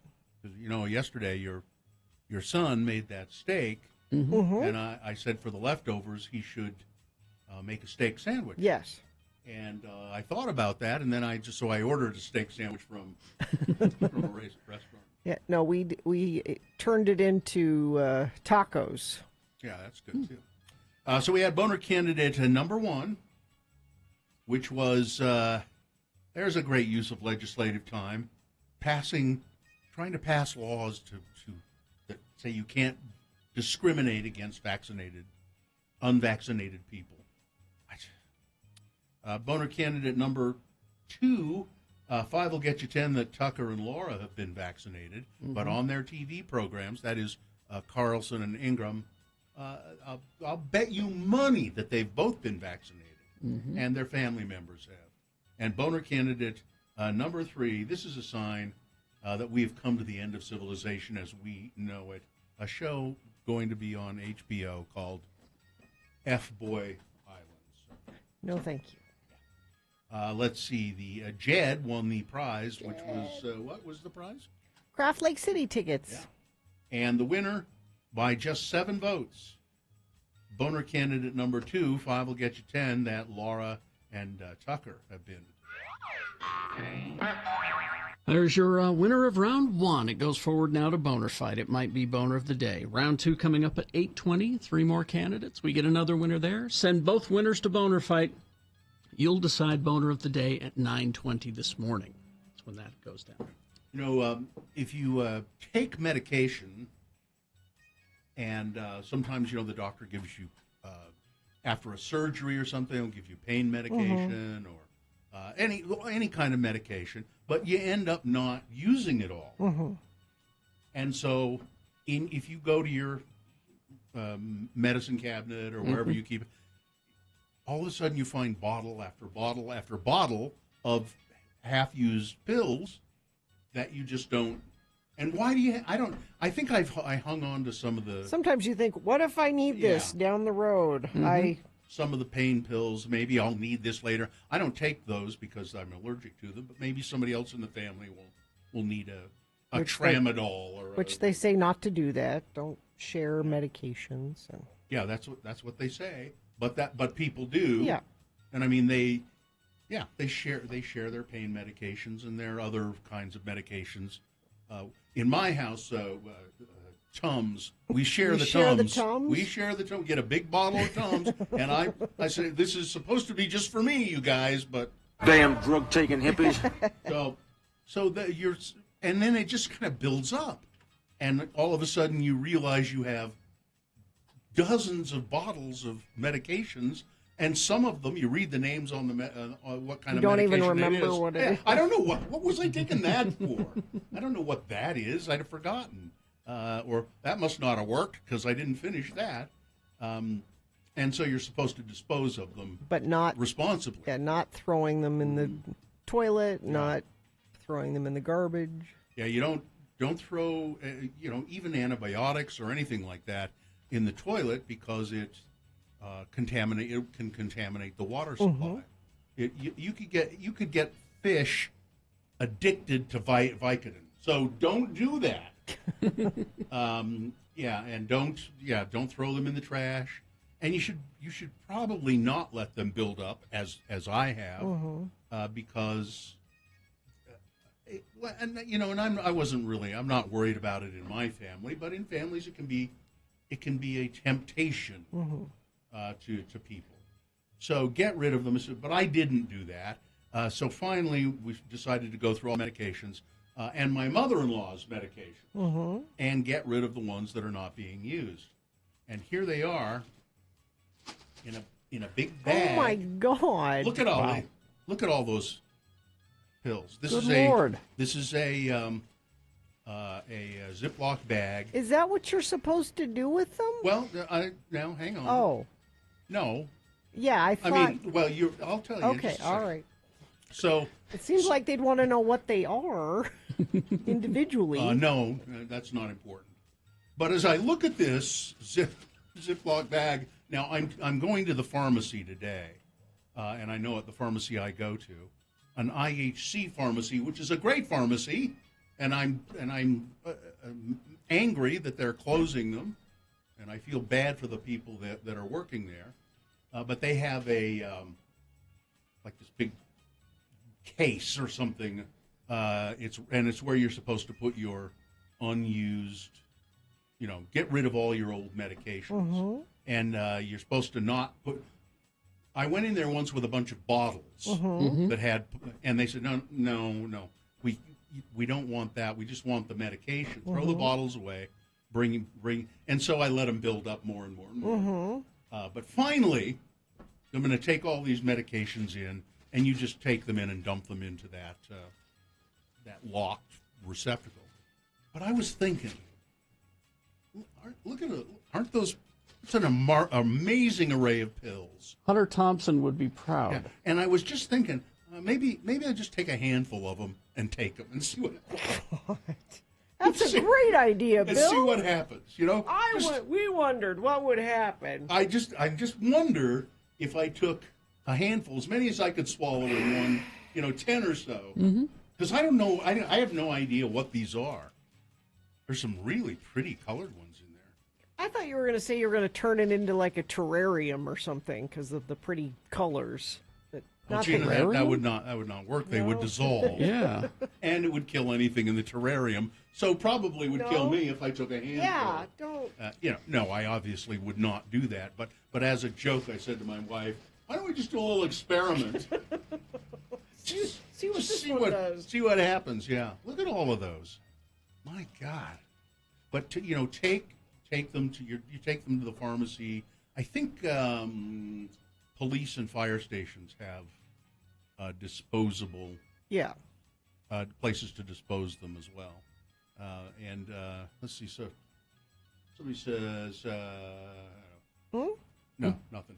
All right. It was a text. 75 pellets of mescaline, 5 sheets of high-powered blotter acid, a salt shaker half full of cocaine, a whole galaxy of multicolored uppers, downers, screamers, laughers, also a quarter tequila, quarter rum, case of beer, pint of raw ether, and 2 dozen amyls.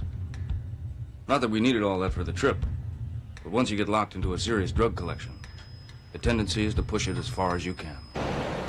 That's what you got there. Ether and amyls. You know what amyls are? No. Amyl nitrates. They're poppers. I don't know what that is. Yeah, it's a gas that in a little capsule, and you pop it under your nose. And what does it do? Well, it just makes you go woo, high as a kite instantly. Now it doesn't last very long, but I know this only from reading. Bill, you have a giant bag of pills in front of you. I know, and I'm taking them to dispose of them responsibly. But and I only know about amyl nitrates or poppers by reading about them. Mm-hmm. What do you mean, uh-huh? I don't know. You think I'm some sort of... You're a drug-taking hippie. I know who you are. You think I'm some sort of adventurer. Tell me again on about the your psych- trip to San Francisco No! when you were in high school. Tell me again about that. Well, that was in San Francisco when I was in high school. Yeah. Jesus doesn't see it if it happens outside of the state. Well, that was just when I thought that's what you were supposed. I know better now. Okay, good. You know, I grew up. I'm glad. But it did occur to me, if you took a handful of these, You grew up, huh? what would Damn drug-taking hippies. Yeah. No, I'm taking. I'll see you at the pharmacy later today, Dave, and Shelley. I'll see you there. Another peyote chewing sicko, screaming for recognition. I go to the pharmacy way too often. A friend of the program says southbound I-15 through Davis County, super sluggish with UHP swerving all over the lanes to slow the flow for some reason. That usually means there's something in the road they're trying to keep you from running over. Go Legacy, this friend of the program. Go Legacy! is suggesting. Let's see, lots of issues northbound I-15 in Salt Lake. A couple of different incidents mean when you're trying to get through Murray, you're going to have a hard time. What else are you seeing out there? If it's safe for you to text us, you always can do that. 33986. Need to sell your car? Tim Daly Auto Group has a dedicated team of 7 that buys cars at Tim Daly Ford, Infiniti, and all 3 Tim Daly Nissan locations. All right. Coming up after this, the 3-Bit Gamer segment. Find out what games are coming out here soon with Jonathan Deasing. Stand by for that. It's also round 2 of your boners and big boy news, all coming up. BigOTires.com. Mm-hmm. Save up to $150 on a set of Big O brand tires right now at Big O Tires. The team you trust. Locations all over the Wasatch Front. I think there are 72. It's not on here, but I just a lot. There are a lot. 72 from Beaver to Logan. Yeah. And Big O, but they're more than just tires at Big O Tires. Yeah, I like to stop there before a road trip, get the air pressure checked in your tires. You don't even have to get out of your car when you do that. I go to the Big O on Highland Drive, and they check that for me. But they'll also look at your brakes, shocks, struts, batteries, fluids, and more. And Big O has pay nothing today financing. So no matter what your budget, you'll get on your way safely today, because Big O Tires will make sure that you can do that. So find a Big O Tire store near you and develop a relationship with the fine folks that work there. You can find a store near you by going to BigOTires.com.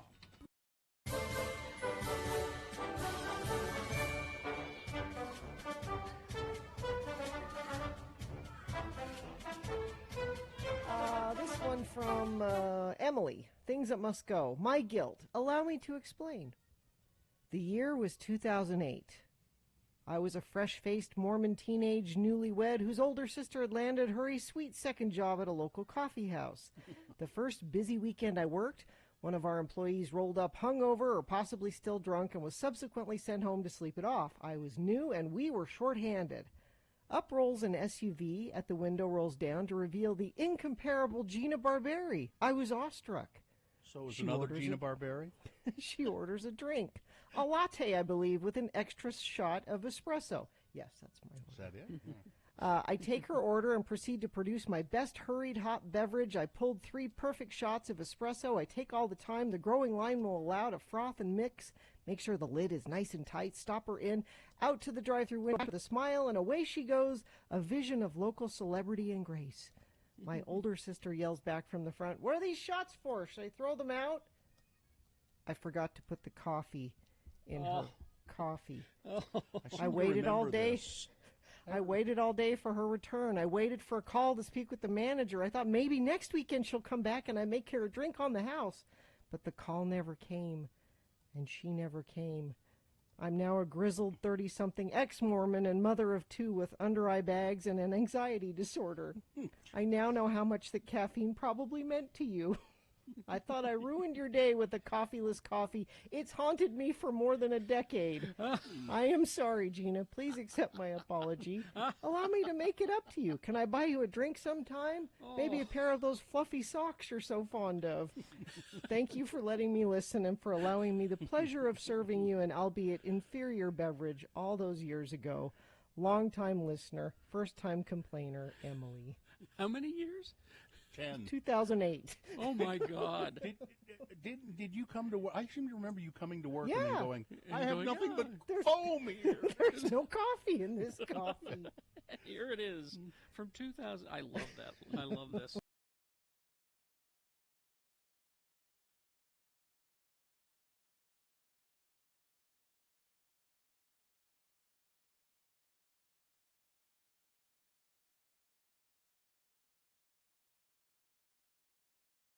Let's join Carrie and Bill at the Acme Broadcasting Company party at Rockport Reservoir.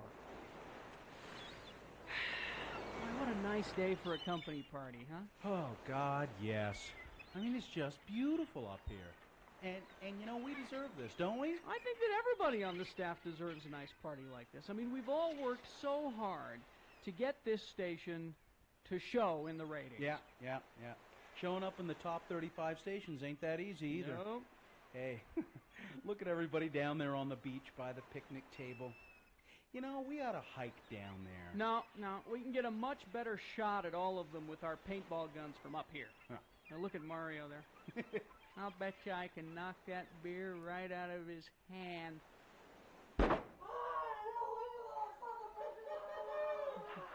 Good shot. hey, they can't see us up here, can they? Well, apparently not. Hey, listen, see if you can splatter the side of Bessie with a volley of that green paint you got. Righto. Just about spelled my name. Hey, they're all starting to scatter and take cover now. What a great party. Hey, see if you can hit Sonny before she makes it to that tree. Okay. Oh, damn, I missed her. You know, she's so thin, there's not much of a target there. Hey, what's Ed Acme doing? Well, it looks like he's pushed over the picnic table and he's using it as a barrier. Get out your binoculars. Got him. Oh, my God. That's a 30-30 he's pulling out of his knapsack. Oh! And it looks like he's got a bead on us, too. That was too close. Godfrey! Jeez, everybody else seems to be packing heat, too. Look at that. Mario's gunning back at us with some kind of flare gun. Whoa! Gee! All right, Sonny thinks she's going to hit us clear up here with that little pistol of hers. Whoa! Oh, but Acme's really got us pinned down with that thing. Well, then I guess it's a good thing I brought this to the company party, isn't it? Oh, an Uzi. Yeah. Bill, you the man. Oh, God, what a great party.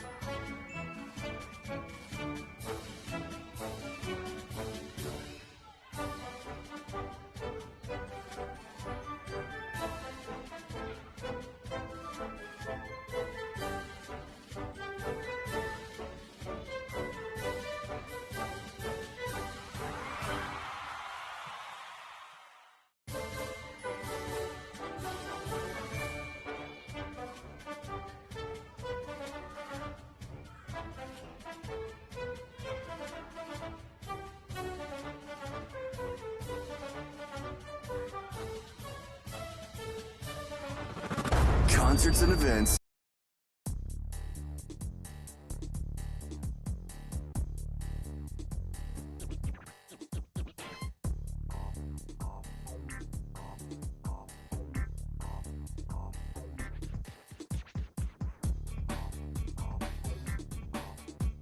Hey, tickets, listen every Wednesday at 8, 2, 5, and 9 to win. We have a massive heap of tickets. It's almost as big as the pile of pills Bill has at his desk right now. Just reach in and grab a ticket. You might win tickets to Jimmy Eat World and Taking Back Sunday at the Union on October 13th. Text the word WORLD, WORLD, WORLD, to 33986 now for your chance to jump in the summer of free tickets with X96. Before you take those pills into the pharmacy. Yeah. You want a candy dish? Take a picture. Take a picture. Put them all in a candy dish. Yeah. I have a candy dish at home. I should have thought of that. One of those quarter machines? Yeah, just 25 Do whatever, cents. whatever you get. Whatever you want. Bubblegum machine. Yeah. There you go, bubblegum machine. All right. Is this a sponsored feature, Gina? Yes, are you searching for Pokemon? Locally owned Haster Games is the best selection of Pokemon, Dungeons & Dragons, Magic, and more. Shop online at HasterGames.com or visit the store, 6831 South State. Curbside service is available. Well, apparently these video games are catching on. Yeah, And, they're a big deal this year. Yeah. Yeah. And Jonathan Deasing is here. He is one of the hosts of the 3-Bit Gamer Show podcast. Yes, sir. Which you can find wherever fine podcasts are sold. Yep. And he's here to tell you about some new releases and things that he's excited about in the gaming world. Good morning, Mr. Deasing. It's your turn. Hey, I'm just so glad to be back in studio, That's so you guys can nice. feel my energy. And I'm a little frightened. Yeah, it's okay. I see Bill's like leaning back a little bit. That's fine. Okay, so the news is that this month there's not a lot out. There's not a lot of games out, but last month we had E3 2021, which I talked about a little bit about things that I thought were coming out. A lot of the things that came out were not really super expected, which is awesome. E3 is this huge gaming convention. Last year it was canceled. This year it was canceled again, but they went to digital only, thank God. So we actually got some releases. No one was really expecting much, but we got some awesome things. The first game that was kind of didn't steal the show, but close to it, Battlefield 2042. Battlefield is this game. This is out October 22nd. I think we knew the sequel was coming. I didn't think we knew how cool it would be. Battlefield is... Think about Call of Duty, when you got just a bunch of guys on one side, a bunch of guys on the other. They all have guns. They're running at each other, trying to shoot each other. But in Battlefield, they've got the trailer's just outrageous. They go to outer space, too. The trailer looks like a movie, but they've got these robot dogs, apparently, too. They've got robot dogs. You can fly your wingsuit through a tornado that's tearing through the city because climate change is just in 2042. There's tornadoes that you can just fly on. There's another really amazing scene that in the trailer that you have to see where a helicopter is fighting another helicopter through a city, and then it shoots down the one helicopter, and then it comes up to the top of a building and starts gunning down all the guys on top. I'm watching it right now. And then another entrepreneurial soldier grabs an ATV, which is the best anti-helicopter weapon there is. Of course. Drives it off the roof into the helicopter, sends it flying. And this is not an exaggeration. This is what the game feels like. There's another scene where there's a dogfight with two jets, and one of them's flying up, and the pilot, she jumps out. That's what I'm She watching grabs right herself, now, yeah. she grabs the rocket launcher you all keep as a pilot in your jet, and she shoots the other jet down. While she's Again. flying. Wait a minute, a girl does that? I know, it's the future, Bill. So this is really what the series Battlefield was known for, and they kind of got away from it, kind of went more to the Call of Duty arcadey style. So this is very much going back to these huge, massive battles with grab a jet, grab an ATV, do whatever you want. It's crazy. It's Battlefield 2042. If you're into these types of games, it's a must-have. The next one, this one we did not see coming at all. Metroid Dread. This is the 5th Metroid game. The last one that followed this series was Metroid Fusion on the Game Boy Advance in 2002. So it's been a minute since we got another one.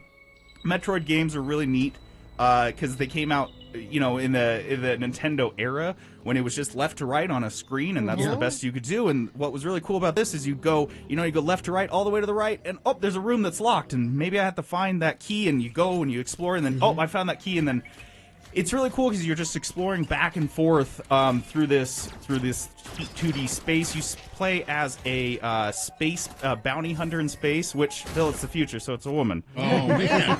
I know.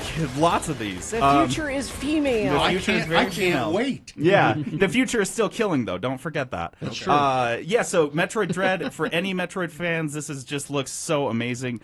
Next up is Elden Ring. This is out next year. We don't really know a ton about it, but if you watch the trailer, it's basically nonstop insane fantasy nonsense. George R.R. Martin, the guy that wrote A Song of Ice and Fire, the book series that Game of Thrones was based on, he has contributed a lot to the world building of this game. So he's been in the studio, helping them kind of flesh out the world. These are the guys that made Dark Souls, which is that really, really difficult game. It was known for being so difficult, and if you died, it got harder, which is exactly what you want your games to do. Oh, God, I hate that. But this game looks just like just watching the trailer. It looks like almost any boss from this game, any character you're fighting could be the main boss of another game. Like, and they're just at the end you fight a dragon who catches lightning out of the sky and throws it at you. He's already a dragon. Why does he need lightning? I know, right? That doesn't seem fair. Are there girl dragons? You know what, Bill? I don't know. This one seems like it's set in the past. All right. So probably not. Okay. If it's George R.R., then you can count on it. Yeah, and some other stuff. Okay. Breath of the Wild. If you guys remember, this was the last Zelda game that came out a couple years ago that I just ranted and raved about how great it is. They've got a sequel that looks a lot like it. This is out next year as well, and you can expect that it will actually come out next year and probably not get delayed because it's Nintendo. This looks like a lot, if you were familiar with Breath of the Wild, it will look a lot the same, but oh my god, all the platforms that is floating in the air. So the Hyrule Castle, if you've ever played Zelda games, the Hyrule Castle, which is kind of like the centerpiece of the game, is just floating on a platform in the air, which just makes it a little challenging to get there. Yeah, Link has to fall strategically to get there. And apparently there's a move that allows him to like teleport through a platform. I don't know. It looks pretty crazy. But this is going to be a must-have next year. And then the last one, this is kind of a wild card for me. Yeah. Because I hated this movie. Avatar, James Cameron's Avatar, I just thought it was so dumb and it did not age well. But we have another Avatar game, the last one that came with the last film. This is going to be coming with the next film if it ever comes out. This is Avatar Frontiers of Pandora. It's out in next year, 2022. I mean, we're looking at getting a movie-based games are a gamble. Yes, 70% of the time they suck. Right. But then there's that rare one that comes along and this one could be that. I mean, it's a first-person game, and you play as one of these Avatar creatures. It probably, I don't know, it could be good. It's made by Ubisoft, and these are the guys that made Far Cry, and it's built on the same. It's gonna feel a little bit like Far Cry, other than, jumping on flying dragons and controlling them with your ponytail. I don't know. I think if it comes out next year, we'll get a sequel to the 2009 Avatar video game before we get a sequel to the Avatar film.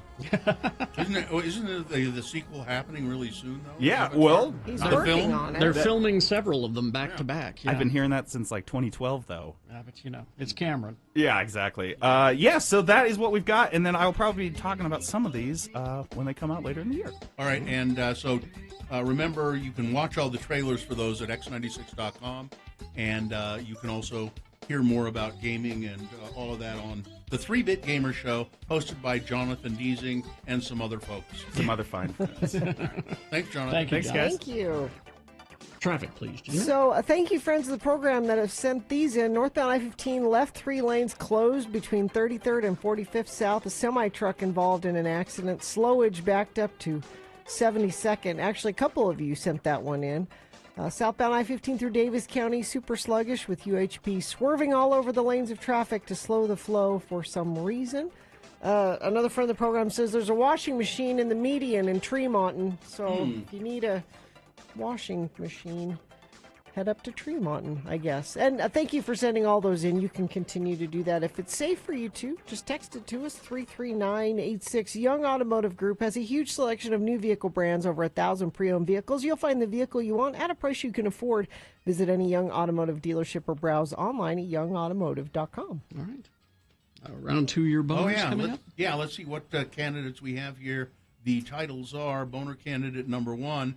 Well, that's how military men greet each other. Boner Candidate number 2, Rob Schneider, professional moron. Yeah. And Boner Candidate number 3, and all the other billionaires understood. All right, boners round 2, along with Big Boy News and Opinioendo coming up after these. AAA. I've been a member of AAA for 20 years probably, and especially when I go on a vacation, it's always helpful to have a AAA membership in case you run into any kind of trouble. There are all kinds of benefits, though, with AAA. You can save 50% when you add household members to your membership right now.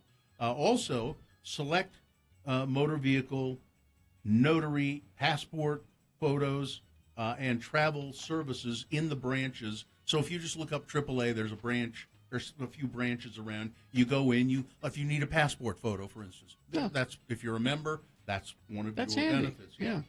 Complimentary in-branch and online child car seat inspections if you don't know how to that's install. nice. Yeah. And also expert online identity monitoring from AAA Identity Champion. So there are lots of benefits to being a AAA member. You just find the AAA branch near you. Hey there. All right.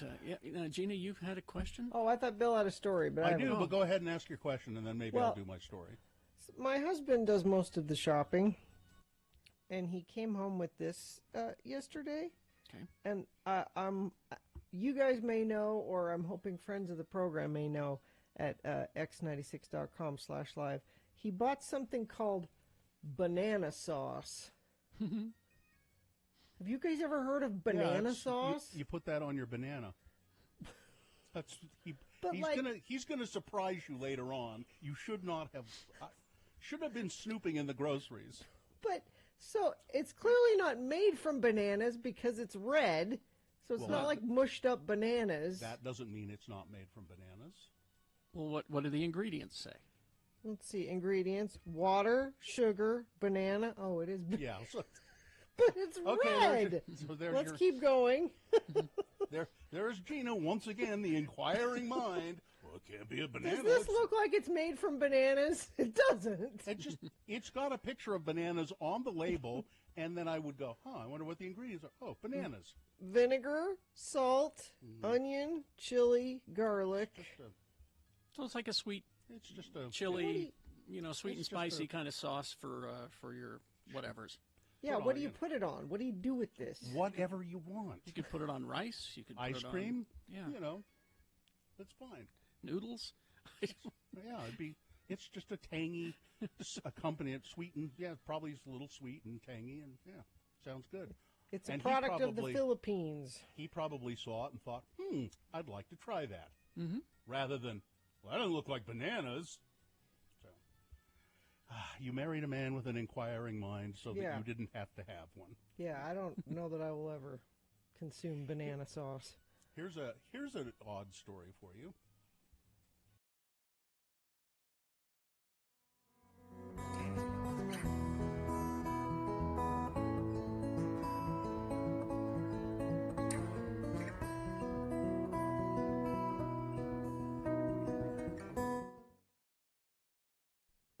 Hello, I'm Kerry Jackson. And I'm Bill Allred, and we want to tell you about a brand new Radio from Hell product. If you're a lonely guy, Like us. a lonely, hungry guy, then you'll want to rush out to your local supermarket, the one where you never meet chicks, and buy Radio from Hell Lonely Man TV dinners. Lonely Man TV dinners come with a special pop-up picture on the lid. Just put your Lonely Man spaghetti dinner in the microwave oven. Then, after 7 minutes, take it out, peel back the lid, and there's a full-color photo of TV's The Nanny, Fran Drescher. This spaghetti is delicious, Fran. I know! Don't you just love it? You'll never have to eat alone again with Radio from Hell, Lonely Man TV dinners. Try the soul food dinner, and you'll be dining with Tina Turner. The ribs are mighty fine, Tina. Have some more black-eyed peas, child. Wow, it's just like she's really here.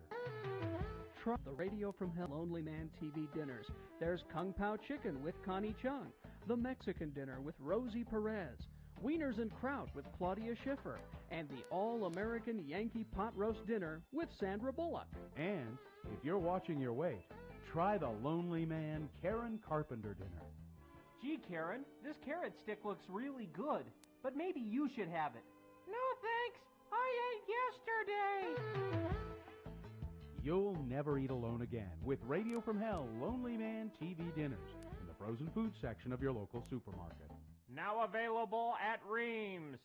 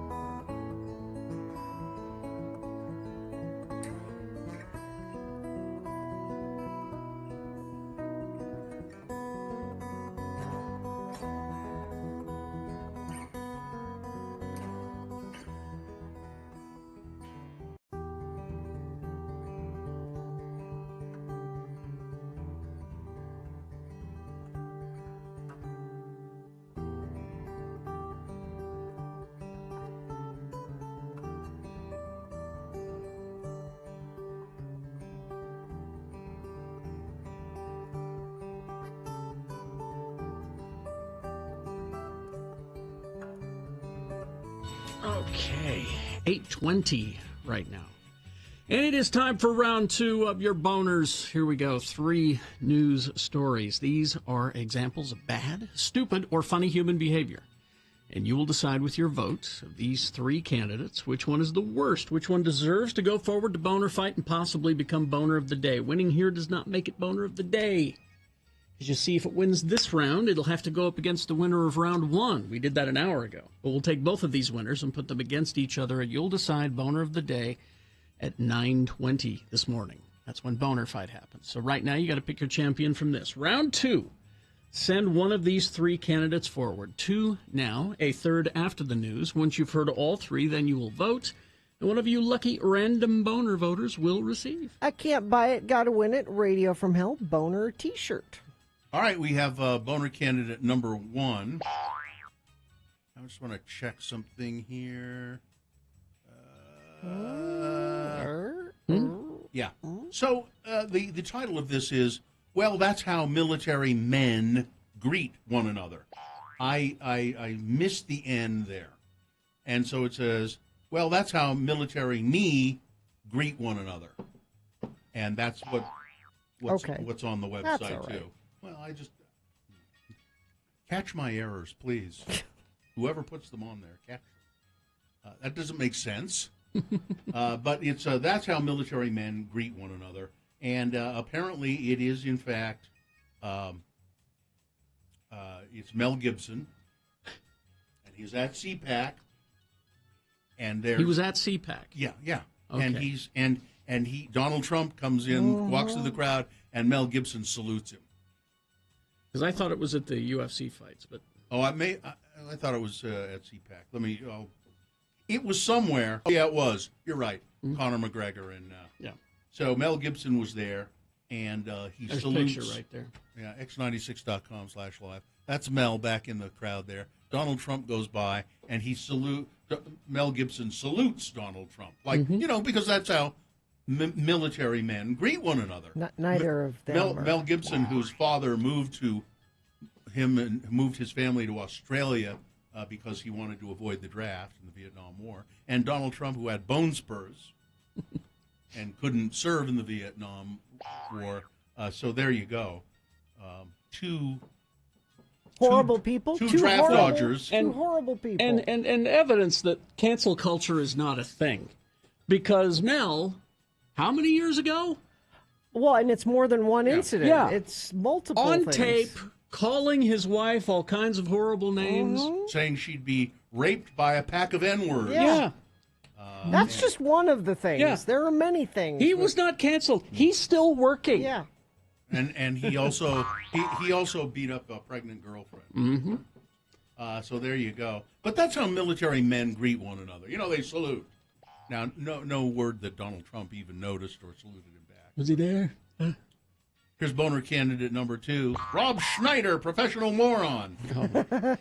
Yes. See, our audience has known this for some time. The actor and so-called comedian and so-called actor, went off on a social media tirade denouncing the vaccination, told his followers, of which he has too many, that they too should refrain from receiving the vaccine. And he cited the Second Amendment.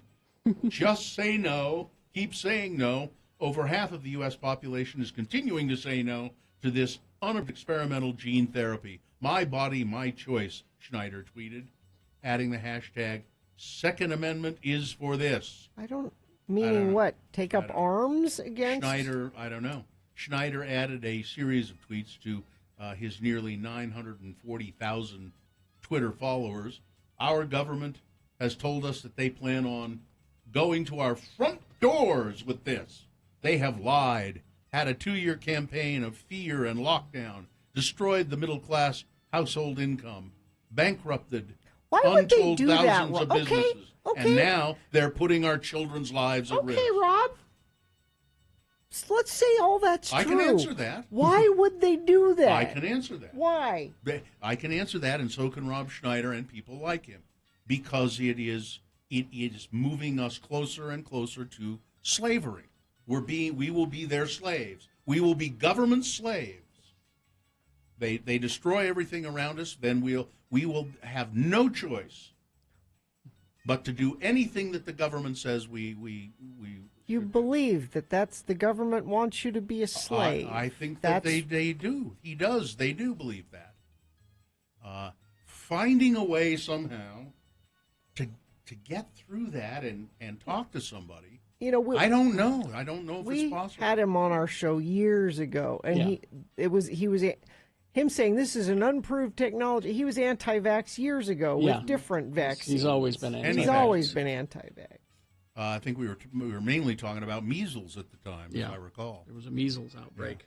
Boner candidate number 2, Rob Schneider, a professional moron. Coming up in a moment, boner candidate number 3, and all the other billionaires understood. Boner candidate number 3 for round 2. Coming up after this, Big Boy News and Opinioendo, brought to you by... It's the coldest, driest, windiest place on Earth where weird and wild creatures thrive. Antarctica transports you to the farthest reaches of the Earth and reveals what happens reveals that what happens there affects every single one of us. Now playing in Clark Planetarium's IMAX Theater. The wife of Will Smith, Jada Pinkett Smith, has shaved her head, and she's showing off her buzz cut on Instagram and Twitter and all of that. And I don't care whether she's shaved her head, but just the way she says, Willow, her daughter, Willow made me do this because it was time to let go. But my 50s are about to be divinely lit with this shed. Okay. Divinely lit with this shed. Willow, sporting a matching buzz cut of her own, called her mother divine and brave.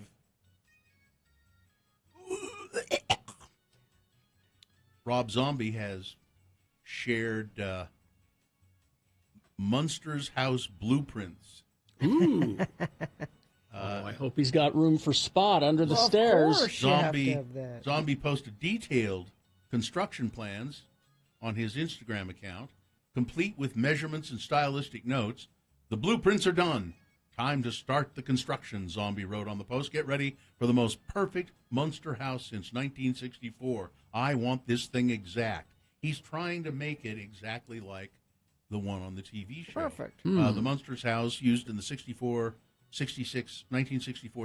series, located at 1313 Mockingbird Lane, is an exterior set at Universal Studios, but has since been remodeled many times for use in other productions, including Murder, She Wrote, Desperate Housewives, and Everybody Loves Raymond, according to this.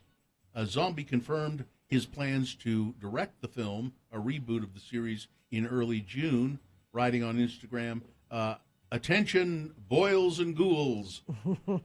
The rumors are true. My next film project will be the one I've been chasing for 20 years, The Munsters. He's been a lifelong fan, and one of his most popular songs, Dragula Mhm. was named after the Munsters' car. Yes. Well, specifically, Herman's dragster Yeah. that he was racing. It's a coffin. And but he's got the plan. He's not going to make it a ahead. bloody Munsters, though, is he? I don't know. I don't know. Don't make it a bloody Munsters. I think he probably Just will have be. it be. He'll probably have it be, in the spirit of the old TV show. I would. He worships at the altar of Munsters. Okay. So chances are he's going to try to be as, true to it as possible. Okay. But why not throw a little, bloody just a little, Munsters? just Sure. a little. Grandpa have a little on his bang. Grandpa's a Dracula. Bites people's necks. Come on, Hyman. I mean, Herman's a Frankenstein. He's got different body parts from different people. I mean, Hyman. Gyms in South Korea, in the capital, in Seoul, are about to adopt a COVID prevention that is kind of unusual. All right. So if you go to work out at the gym in Seoul, they're going to play slower music. So you don't breathe So as you don't hard? breathe as This hard. is brilliant. Yeah. The health I ministry love is implementing. this. The health ministry is implementing a number of new measures as the country continues battling a coronavirus outbreak. In the capital of Seoul, new rules mean specific workout classes such as spinning and aerobics This is my speed, too. are not allowed to play music that is faster than 120 beats per minute because breathing from intense exercise can spatter a lot of saliva, said one in the ministry news release. Did anyone say that it's means- not exercise? That means songs like Katy Perry's Teenage Dream or Miley Cyrus' Wrecking Ball, which are both at 120 beats per minute, are fine, but even slightly faster songs like Avril Lavigne's Skater Boy, that's too fast. We can't have that done. That's funny. That's real. Oh, speaking of South Korea, using a toilet in South Korea could pay for your coffee or buy you bananas at a university in South Korea where human waste is being used to help power a building. The new eco-friendly toilet is connected to a laboratory that uses excrement to produce biogas and manure. An average person defecates. I don't know if you know this, but the average person defecates or poops out about 500 grams a day, which can be converted into 50 liters of methane gas. The gas can then generate 0.5 kilowatts of electricity or be used to drive a car for about 0.75 miles. We're talking poop on X96 Radio from Hell. Researchers at the university have devised a virtual currency called Gogol. It's probably G-Gool. Each person using the eco-friendly toilet gets 10 G-Gool a day. Students can then use the currency. So This is great. They measure your poop, and then they pay you in this currency, and then students can use that currency to buy goods on campus. That's great. Presumably, you can buy more bananas and prunes and things to keep the money flowing? Keep the money flowing. Yeah, very good. Thank you, Gina. It's Poop Chat on X96 Radio from Hell. COVID-19 cases and hospitalizations increasing in communities with low vaccination rates, and an expert says Americans are facing a choice: get vaccinated or continue dealing with impacts of the pandemic. We can't have it both ways. We can't be both unmasked and non-socially distant and unvaccinated. That just won't work, said Dr. Jonathan Reiner, a CNN medical analyst and professor of medicine and surgery at George Washington University. The United States is now averaging 23,346 new cases a day over the past 7 days, a 97% increase from the week prior. We can't continue in this way. People will continue to be sick or they will die. Tick season is here, Gina. Great. Tick season. So More things to worry about, now, thanks. Ticks don't fly. That's an old saying, isn't it? The old saying is, If not, you just started it. Well, the old saying is, I'll believe that when ticks can fly. I know there's food around the corner. I know that. But they can latch onto your skin and in some cases get you sick. So there are tick-borne diseases like Lyme disease, and you don't want to get that because it can be very debilitating. Other tick diseases include anaplasmosis, babesiosis, ehrlichiosis, spotted fever, rickettsiosis, and tularemia. There's a lot of osises. Yeah. I don't anemias. Osises, anemia. I don't think you want any of those osises No. or anemias. So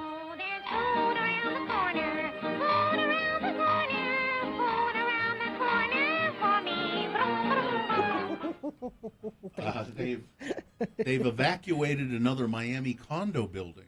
Really? Is all of Florida just sinking? Is that what's happening? As inspections continue, another Miami apartment building is being evacuated because of structural damage uncovered in a recent inspection. They're going to, and there are dozens and dozens of those condo buildings all over Miami and South Florida. Miami Beach residential building was evacuated over safety concerns. Residents of the two-story, three-unit condo building, only two-story, three-unit condo building, have until July 19th to vacate the premises until they determine that it is not in danger of collapse.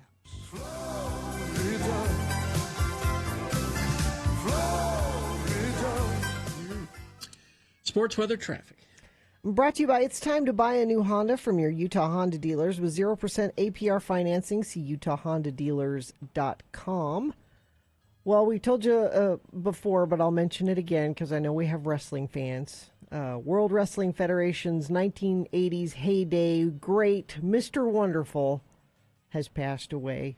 I guess somebody was saying dementia was what he That's had? what a texter said. Bill, you were mentioning the Conor McGregor fight in the Boners. Where he broke his leg or something? Terrible leg break. He had to have a 3-hour-long leg surgery to repair the broken bone suffered in Saturday's UFC 264 loss to Dustin Poirier, I think. Yeah, it was. There's video of it too, which is. I don't want to see that. Yow. Bill, you did not go to the Bees game last night. You went to your hoity-toity book club, and they lost. They needed you, and you weren't there. They lost to the Sacramento River Cats, 3-7. But all the members of my book club won because I was there. Well, you have one more chance to see the River Cats be decimated by the Bees, and that would be tonight at 6:30. That homestand will end tonight. Weather. So I've had the window open here hoping for some spotty sprinkles downtown. Haven't seen any here, but friend of the program says it's raining in South Jordan. Spotty sprinkles at best, but by God, there's water coming from the sky. That makes us very happy. There is a slight chance of that water coming from the sky today. But more importantly, this little bit of a system that's coming through is going to help blow some of this smoke out. Today, air quality is bad. And temperatures are high of 101. But hopefully by tomorrow you're going to see clearer skies and lower temperatures. Never thought we'd be excited about a 98-degree day, but that's what you're probably going to get tomorrow and for the next several days, actually, and better air quality. So all of that is good. What's not good is trying to go northbound on I-15. From Sandy all the way through to Murray, I have red cameras on the UDOT website. I believe there was an accident involving a semi that has created a massive backup. If you have to try to get into downtown Salt Lake, I would not do it via northbound I-15. I would State Street or some other way. That's not going to be good for you this morning. If you see something you want to share with friends of the program, you can always text us 33986. All right. Here's boner candidate number 3. And all the other billionaires understood. Bill Gates spoke about his divorce from Melinda French Gates at Allen and Company's billionaire-packed Sun Valley conference last week, sources told the New York Post. In an off-the-record Q&A session, CNBC host Becky Quick asked the Microsoft founder about his divorce from Ms. French Gates, which the couple announced in May. Quote, one attendee said, he fessed up to messing up. He basically referred to the fact that the divorce was his fault. He did seem a bit emotional about it. He might have even been on the verge of tears. A second attendee told the Post that the private Q&A session was, quote, very moving. Gates didn't mention the word affair during the discussion, the first attendee said, but he has had affairs, apparently, that were sort of an open secret to those people around him, according to a Vanity Fair report, at least. Microsoft and the Gates Foundation directed the Post's request for comment to the Gates Ventures, but he was very moving, and we understood. All the billionaires understood. They Gates. get you. They get you. They get you. So like us. Yeah. All right. All right, let's review the first two and vote. Boner candidate number one. Well, that's how military men greet one another, you know. Mel Gibson has now being mocked endlessly on social media for saluting Donald Trump at the UFC fight. Boner candidate number two, Rob Schneider, professional moron, going off on a coronavirus rant a vaccine rant on Twitter. Just say no, he tweeted. Don't get the vaccine. Your body, your rights, and don't let them come. They're going to come around knocking on your door, forcing you. Yeah. No, they're not. And Boner candidate number three, and all the other billionaires understood. Okay, this is round two of your boners. Time for you to decide of these three candidates, which one is the worst, which one deserves to go forward to boner fight and possibly become boner of the day. Winning here does not make it boner of the day. It'll have to defeat the winner of round one's voting. We did that an hour ago. We'll take both of these winners and put them against each other. 9:20 this morning. That's when boner fight happens. That's when you'll determine boner of the day. Right now, you need to pick a champion from this round two to send forward. 1, 2, or 3. Remember your candidate number, the one that you think should win. Put that single digit in the message of a text, and then text that to 33986. Or call Katie in the producer's booth, 877-602-9696. She'll take your voice vote. Or go online, x96.com. Look for the box that says Boner Voting July 13, 2021, and vote there. You've got only 4 minutes, so let's go. This is round two.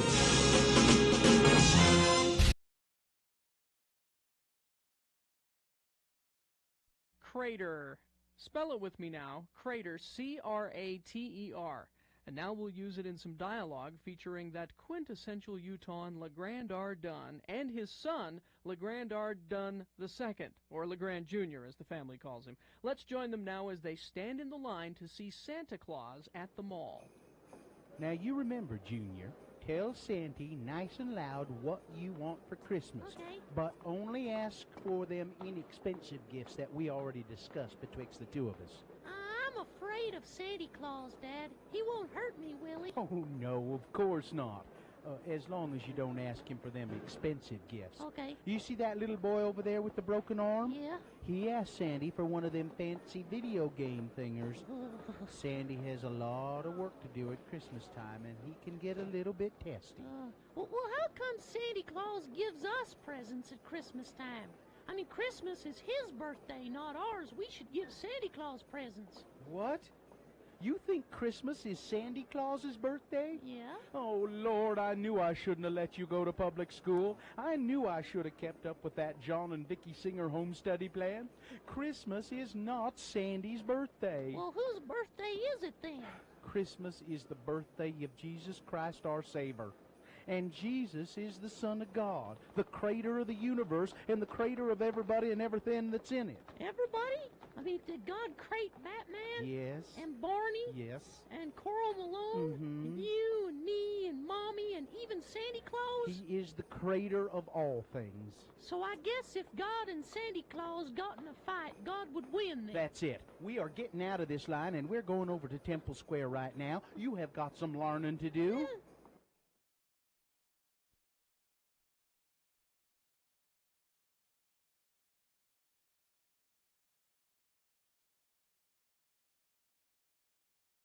Yeah. Now, did you find the Mitt Romney? I did find the Mitt Romney. All right, let me just read to you briefly where he did this. It was during a surprise appearance at a dinner this week. Did he pop out of a cake? For Washington, D.C. radio and television reporters, his top 10 list of reasons why he dropped out of the race for the White House earlier this year. Oh, now I found the David Letterman. Is this a different thing that you're talking about? It says here Romney offered the David Letterman-style list, written with the help of several campaign advisors at the Radio and Television Correspondents Annual Awards dinner Wednesday night. A video of the appearance is available on YouTube. Now, see, I've got the David Letterman. I don't know if this is the same thing. Why don't you do it, and I'll see if that's I also the same have thing. the other one, too. So. Top 10 reasons Mitt Romney dropped out of the presidential race. Well, here you have it. As topical as though torn from today's headline. Exactly right. Top 10 reasons Mitt Romney dropped out of the presidential race. Here we go, number 10. Harsh Midwest weather was murder on his split ends. Number 9. Is that? This is not the Mitt Romney one. This is Letterman's, but let's see which one is funnier. Okay. Wants to devote more time to his rap persona, P. Mitty. P. Mitty. Number 8. Polls show public doesn't want a president who looks like a casino greeter. That's good. That's good. Number 7, just couldn't compete with the Ron Paul juggernaut. Number 6. That's funny. Unveiling a new line of honey-roasted Rom Nuts. What? What? What? Honey-roasted Rom Nuts. Honey-roasted Rom Nuts. I don't know what's the matter with the guy. Number 5, that bastard Zogby had it in for him. Number 4, apparently America's not ready for a white male president. Number 3. That's good. That's a good one. Number 3. No, number 3, writer suffering from mitt withdrawal. Number 2, there was that little problem of nobody voting for him. And the number 1 reason Mitt Romney dropped out of the presidential race, lost all of his money betting on the Patriots. There you go.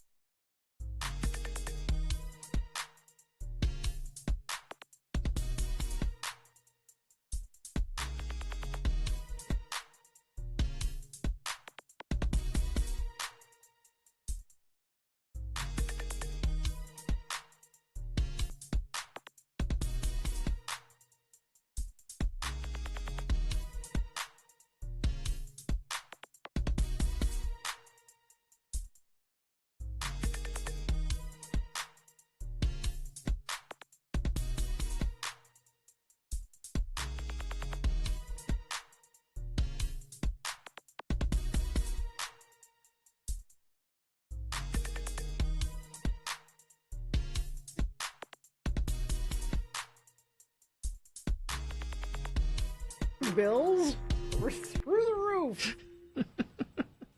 It's difficult passing them. Mm-hmm. But it's worth it. Yes. So. All right, let's award round 2 of your boners. I guess so. All right. And it's brought to you by an egg salad sandwich. Of course. Perfect.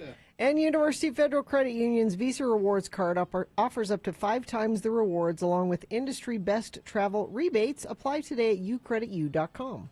Boner candidate number 1 was, that's how military men greet one another. Mm-hmm. Mel Gibson saluting Donald Trump when he was at the UFC. That did fairly well. I mean, it showed in the voting. Yeah. And number 3, all the other billionaires, that got a few votes too. Just a few, but you couldn't beat. Well, number 2. I think it's because of the history. Well, it's also just I mean it is. It's Rob Schneider, professional moron, wins round 2. Our listeners knew that Rob Schneider was an anti-vaxxer before the internet did. All right, there you go. That's the winner of round 2's boner voting.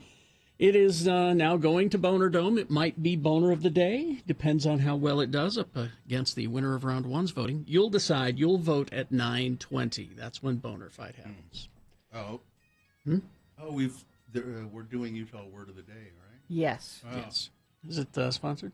Yes. Park City's annual Savor the Cocktail contest runs now through August 31st. Enjoy original cocktails from participating bars and restaurants, then vote for your favorites. You must be at least 21 to participate. Find details at parkcityrestaurants.com. Now, this one is, again, from deep in the archives. It's a rerun. I was too busy yesterday to write anything new. And I think you'll find, as we did earlier in the show, we played an old one. Mhm. I think you'll find that the quality of the Utah Word of the Day has remained pretty much the same. It hasn't improved, certainly, over the years. But the dust had to be blown off of them, is apparently how old they are. We don't know how old this is. Not though. sure how old this one is. Let's take a listen and see. Today's word is barium. Spell it with me now. B-A-R-I-U-M. Barium. Now we'll use it in some dialogue starring as those two faithful Utah men, LeVar and LeGrand. Join us as a conversation takes place in LeVar's trailer as our two friends eat lunch together. The word again is barium. Hey, what's that funny smell in the trailer here, LeVar? I just about can't stand it. What? I mean, your trailer usually smells pretty bad, but this is about the worst. Pass me the tartar sauce and lemon wedges, please. Here you go. Well, LeGrand, the smell you smell could be emanating from any one of a number of sources. Could be coming from that garbage pail I keep over there by the fridge. Ew. Or from that pile of garbage I keep under the trailer. Or, it could be wafting in from that landfill right next door. Then what you could be smelling is my feet, because I ain't changed these socks for about a fortnight. That's 2 weeks, I've been reading the Reader's Digest condensed Shakespeare. No, it don't smell like one of those things. It smells kind of like a old lily pond or like a fish market or something. It's a wet kind of dead smell. Wet and dead? Oh, it must be my goldfish. They both passed away a few days ago. See? They're just floating in the jar over there. Oh, no. When did the poor little things die? Well, it's been a while. When I saw them floating in the jar there, I thought they was sleeping. I kept giving them food, and they wasn't eating it, so I figured out that they was dead. Poor little Jaws and poor little Flipper. Ain't never gonna swim again. Oh, no. Ain't never gonna respond to my call. Ain't never gonna snuggle up to my finger when I reach in to pet him. Ain't never gonna bring me my slippers again. Guess I'll just flush them down the crapper. No! No, you can't do that! Well, them fish brought you your slippers? Well, they hadn't mastered it yet, but I was training them. And why can't I drop them in the bowl and pull the lever? Because it would destroy their immortal souls. Going down the sewer is like being cast into outer darkness. They need to receive a proper funeral so they can be reunited forever in heaven. They was married, wasn't they? Well, I guess. So now what you're saying is I need to dig a hole and bury them? Yep. Have a ceremony and bury them. Well, I tell you, LeGrand, I love these little fishy friends of mine. But I think you're out of your nut. Besides, it's too much trouble to dig a hole and bury him. This watery grave is like being buried at sea. Goodbye, little fishies. You're a cold man, LeVar. Hey, you gonna eat the rest of your fish sticks? See, it was kind of ironic there at the end. And I like the sound effects. I do Gary. too. I know they're a lot of work, but They are. Well, I have had a suggestion about that. Maybe we should do is just we have the sound effect of a cafe in the background. A cafe. So it's like a always restaurant, and it's always that, no matter where they are. I mean, they can say, "Well, it sure is tough hiking out here today, isn't it? Yeah, it's hot, but we're going to make it to the top." But you just run the cafes, the cafe sound behind, no matter what they're doing. That would be my suggestion. And then you don't have a lot of work, That one, I think that one was about, like I said, easily 15 years or more old. Easily. Yeah. Oh, yeah. I love the irony at the end there. Dead fish, but they're eating fish sticks. See, they haven't gotten any better. I get it. They haven't gotten any better. They may have gotten worse. Hey! All I'm saying. Hey, come on now. I liked that one. I go to all of that work to do them. I appreciate the effort. We have just a minute and a half here before we have to take a break. I got something for you, Gina. For me? It's a present? Wow. Not really a present, just a something. A little something. Is it a food stuff? What is that? Oh, chocolate milk? True Moo? Chocolate milk. Why are you? Why? That's a giant container of chocolate It's milk. not giant. It's a pint. See, here's what's going on. It's quart. Quart, I mean. Quart. That's a another. quart. That's a Utah word. Utah word. I got Quart. quart. Yeah. See, here's what's going on. Sue's going out of town. Okay. Here in a bit, and she knows that I'm going to need some food. Yeah. While I'm gone. Are you not capable of feeding yourself while she's? Well, and she knows I enjoy a bowl of cereal every now and then. So this is an excuse for me to have cereal, and for dinner and cereal for with chocolate milk on it. Well, see, here's what happened. She was ordering the groceries online for delivery, and she showed me. It's the picture is of regular milk, but the tiny print next to it says quart chocolate milk. So she's just visual, she was just going on the visual, and so she ordered 2. And she said, "You can't have 2 chocolate milks." And I said, "Well, can I have 1? Please? Sorry, you can have 1. This seems like the universe was doing you a favor, Carrie. But Gina's got little kids, and Lord knows that kid needs more sugar. Yes. That, Muhammad. So will you give them chocolate milk? Sure. I give him whatever calories I can get in his body. Well, then here, just give him a straw and let him go. I was hoping you say no, we don't do that in my house, so that I could take the chocolate. Oh, you. So yeah, I just, and it'll be on my must go tomorrow. The picture doesn't match with the description. The picture needs to match the description because ordering groceries online can be dicey sometimes. You got to be careful. Yeah, what did I do? I meant to get 1 bulb of garlic and ended up with like 10, and it's just, you have to be really careful about how you do it. More requests. Finish every Utah word of the along with your sound effects thing. It's always in a cafe, but finish every one with a flush of the toilet. No matter what you're talking about. No matter what it is. And that's a brilliant idea. If we can possibly do that, I think we'll do that. Looks like northbound I-15 is still a mess. I have red cameras on the UDOT website, which means you're more than a 15-minute delay going northbound I-15 between Sandy and Murray, it looks like. Avoid that area if you're trying to get into downtown Salt Lake. Crash westbound 33rd South at West Temple. This is in South Salt Lake. The right lane closed. Southbound closed there as well. And that's it. Just the major issues going north on I-15. Nobody sent us anything via text recently, so there you go. If you do see something, though, please let us know, and I'll pass it along, 33986. All right. We will take a break. We will be back. Tuesday Tunes with Todd coming up after these. Also, Boner Fight, a reasonable amount of news, all of that coming up. Wendy's for breakfast. I know you say Wendy's and you think of their delicious hamburgers, but they do breakfast.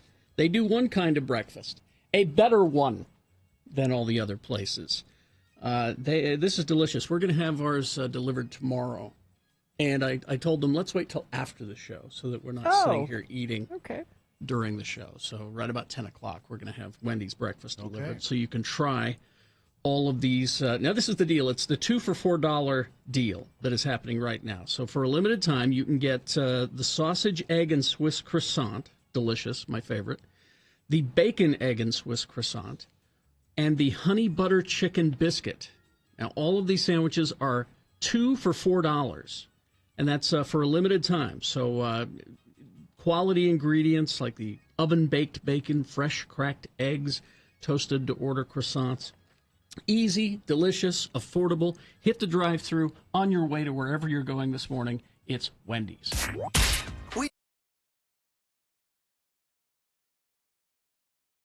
Well, thanks, Ben.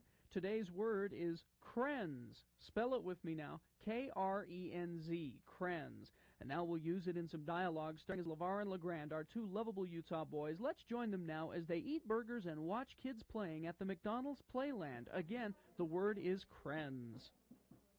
Woo-hoo! Sure is fun to watch them little ones in the ball crawl, ain't it, LeVar? Sure is. Makes me wish I was a little tyke once again. We didn't have no ball crawls when I was a spud. Oh, I know. Best we could do was use the rolled up socks from our sock drawer. Used to throw 'em in a kiddie pool and then crawl around in 'em. I remember. How's your burger? Well, pretty good. How about your chicken noogies? Oh, tasty. Pretty smart way you figured out we could get these Happy Meals. They don't like us adults to order them for ourselves. Damn betcha. Just tell them that your kids have gone over to the playland and you're ordering up for them. You know, them high school kids that work behind the counter don't give no rat's butt about it anyhow. They just serve them up. You know, I think this is the best deal, too, 'cause the Happy Meals always got surprise in them. A couple of months ago, I got a Catwoman core in mine. Yeah, I was trying to collect all them Jurassic Park Happy Meal stuff. I didn't get the sick Triceratops, and I missed the Alan Grant figurine, too. That was when I was in court on that DUI. I told you to quit drinking. Oh, hey, looky here in my Happy Meal. It's a McDonald's Land coloring book devoted to the adventures of Mayor McCheese. Ooh, boy, this coloring book even comes with a little box of crayons. Oh, this is a box of crayons? I thought these was candies. Crap, I've been eating crayons. You know what, they ain't too bad. Hey, can I die from eating these crayons? Well, in USA Today, there was a story the other day about how some crayons made in China is full of lead or some kind of radioactive material. I don't remember which. But if it's lead, I know that can cause brain damage. Well, I hope there ain't no lead in these crayons. I hope they got some radioactive stuff in them instead. Then maybe I won't have to have this tumor operated on. Hey, you gonna eat your crayons? Help yourself.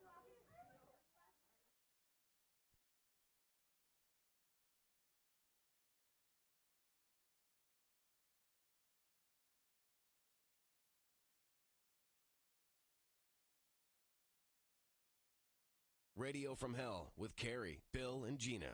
96.3 FM, X96. Well, we've taken Pierce Bronson also in that same deal. The former 007. Yep. Did you see that movie he was in, by the way, ever, The Matador? No, I wanted to see that. You've got to see it. It's great. He's great in that. I got to get that one in Kiss Kiss Bang Bang. And how was Honey, he? write that down. He was very nice. Okay. What am I writing down?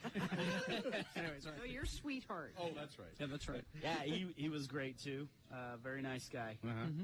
Like him a lot. Okay, so. how about a horror I was going to story? say, we're getting some nice guys. Well, we've taken Paris Hilton. I knew you were going to say Did Paris you really? Hilton. Yeah. I knew you were going to say this it. last Sundance, we had Paris for 4 days. That's hot. And how was that?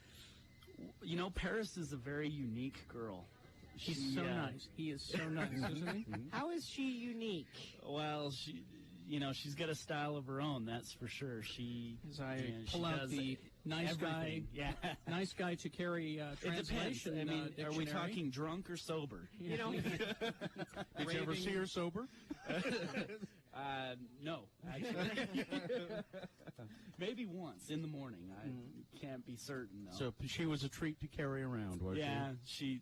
My neighbor's jealous. He loves her, but you gotta meet her. You gotta meet her, I guess. Get the full effect. Yeah. So You cleaned the limo after that, I hope. You don't want. We've got a full detailer. Excellent. Yes. And any other quick little horror story about anybody? No, not really. I mean, most of the celebs are pretty good. Really nice. They're some of them can be a little high maintenance, but for the most part, they're really generous. They're nice. Keep to themselves. They don't make a lot of trouble. It's what you would expect, really. I mean, they just want it. They want a nice, quiet ride, and thank you very much. Now, what about the folks you've been given rides to in Garland? Have they been high maintenance? Oh, no, not at all. Just around the block. Like Paris Hilton? Mac, he wasn't any trouble? Now the crowd keeps turning over here. Anybody here want to go on a limo ride? You want to go? Anybody? That has not gone yet? Yeah, we have a couple. Wasn't one. Now, if it's only one guy, you got to collect some people and go with you. Two? All right. Just go around the. These guys haven't gone. Just go around the block. It's a treat. 96.3 FM, X96.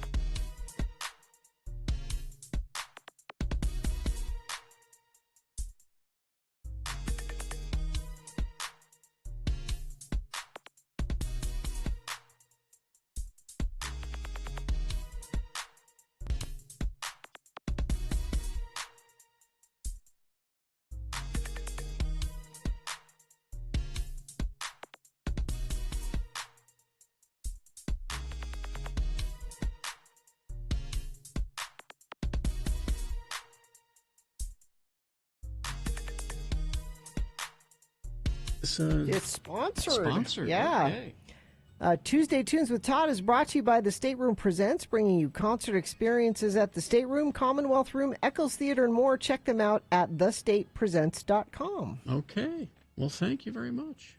So we have to remind you. No pee breaks, people. No pee breaks. Because Tuesday Turns with Todd on X96 Radio from Hell. Well, here he is, fresh from a colonoscopy. That's right.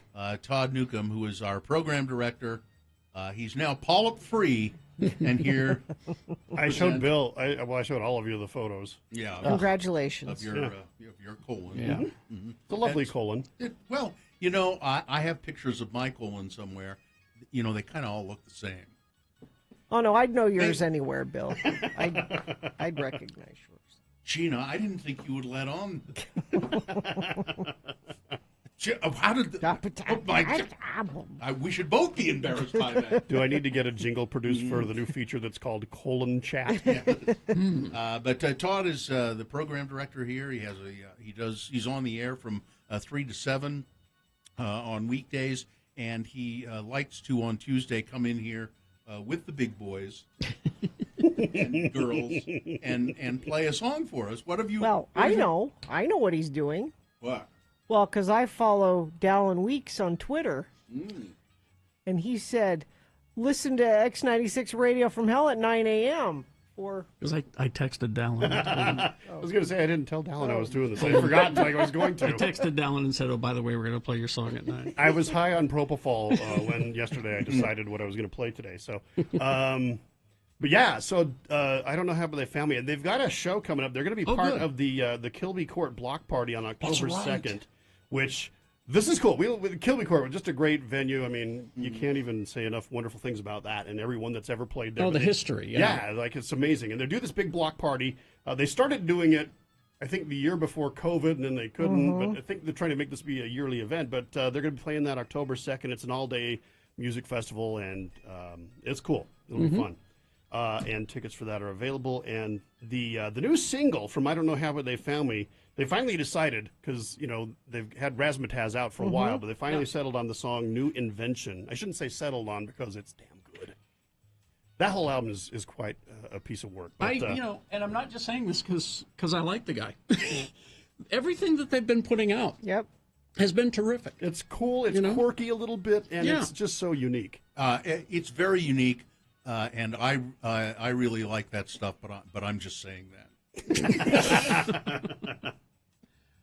But yeah, it's all good, and I can't wait to hear this one. So this What's is it called? Tuesday Tunes with Todd. This is I Don't Know How But They Found Me. The song is New Invention, X96. The good news is that I've learned that if you combine the mangosteen fruit with certain alcohols, it will cure cancer. And I've got the margarita recipe here, the cancer-curing margarita recipe right here. 1 shot of tequila, 2 shots of Zango, and 3/4 shot of triple sec, all right? It's a martini. That'll cure your cancer. That will cure cancer. I am cancer-free for 15 years. And there's your proof. So apparently they really put this in the company literature. Oh, hell yeah. You see that? You can't do that. No. What you do is you infer it. Mm-hmm. Say, oh, you get your distributors to talk about it. You don't put it in your literature. Look, all I can say to Zango is, why aren't I your spokesman? I'm cancer-free for 15 years. I found that it's the mixing with alcohol that makes it work. Why don't they call reaction? me? This is $1 million company. This is my ticket to a big pay. And they're local here. They should know who you are. They should know who I am, right? I could give them a whole list of recipes, drink recipes, martinis, margaritas, daiquiris that will, cure cancer and depression. You're awfully happy now that you do. I'm happy and cancer-free. Everybody knows that Zango won't cure cancer. It's Tahitian noni that cures cancer. Can you mix that with alcohol? Oh, no. No, you don't want to do that, no. You don't want to drink that, period. Wonder what does this mean for them? They have 15 days to respond. My guess is that either Orrin Hatch will swoop in like Super Hatch and save the day because he's big on that, supplement business stuff. or they'll just have to take that out of their literature. Yeah, I think probably they have to say, sorry, we won't do it anymore. They'll have to tell the people who sell it, don't say that. Really cure cancer. Or we don't have any evidence. We don't have any evidence that it cures cancer. But Carrie Jackson, 15 years cancer-free because of the magic cancer-free margarita. Because cancer's one disease. I love that when they say it cures cancer. Cancer's a whole bunch of different things. Well, that's the beauty of it. It cures cancer. That's how all good. kinds of Apparently, that's how good this stuff is. All cancer's the same. You drink this. Drank all our good liquor, you big. I like that. That's a new one I put. You drank all our good liquor, you big moocher. The bad liquor's still here, but the good. I drink a bit. And I'll change this drop from. What do you say you and me go out and get plastered? To. What do you say you and me go out and get cure cancer? What are you guys doing? We're curing cancer. I am curing cancer with this magic margarita recipe. Okay. Right this second. Hey, right this second, I'm curing cancer right now, even as I stand here and look at you. Cancer cells dying right and left. Again. Yeah. Every time. Yep. I just love those guys. Just good. They're great. They're they're nice. They're a band that when I'm riding in the car with my kids and one of their songs comes on the radio, we all get equally excited about it. I don't know how, but they found me. Or what's the short term? IDK How. IDK How. I don't abbreviate. I go with the full thing because it's a great line from Back to the Future. And I don't want to undermine the artistic integrity of what they were shooting for. I agree. The band is I don't know how, but they found me. And it's cool that because when they had the first song from the album was during the pandemic, they couldn't do shows or anything. They were able to do these they were on Ellen and a bunch of TV shows, and they were able to do these cool pre-recorded segments. But now they're out playing in front of human beings in a concert environment. So look forward to seeing them October 2nd. All right. Thanks, Todd. Well, thank you very much, Todd, for bringing that to us on Tuesday because, well... Tuesday turns retard. Now, you on X96, Van from Hell. You have to get back to your colonoscopy, don't you? It's still going on. It's kind of a continuing process. It'll be going on for the rest of the week, I'm sure. All right. So if we find anything good, I'll let you know. Okay. All right. Bring the results to the meeting. I will. All right. Thank you. Okay, we will take a break. We'll be back. Boner Fight is happening after these and a reasonable amount of news. Stand by. Zero Res. Keep it clean. I do. I love Zero Res. I love it because I know when they come to clean my carpets that I'm not going to deal with soaking wet carpets for a day. Because in old days, you get your carpets clean and they just took forever to dry. Part of the technology that the Zero Res company uses means your carpets are going to dry faster. And I like that. Schedule your carpet cleaning with Zero Res right now. And this month, they're offering $33 per room off carpet plus a fourth room free.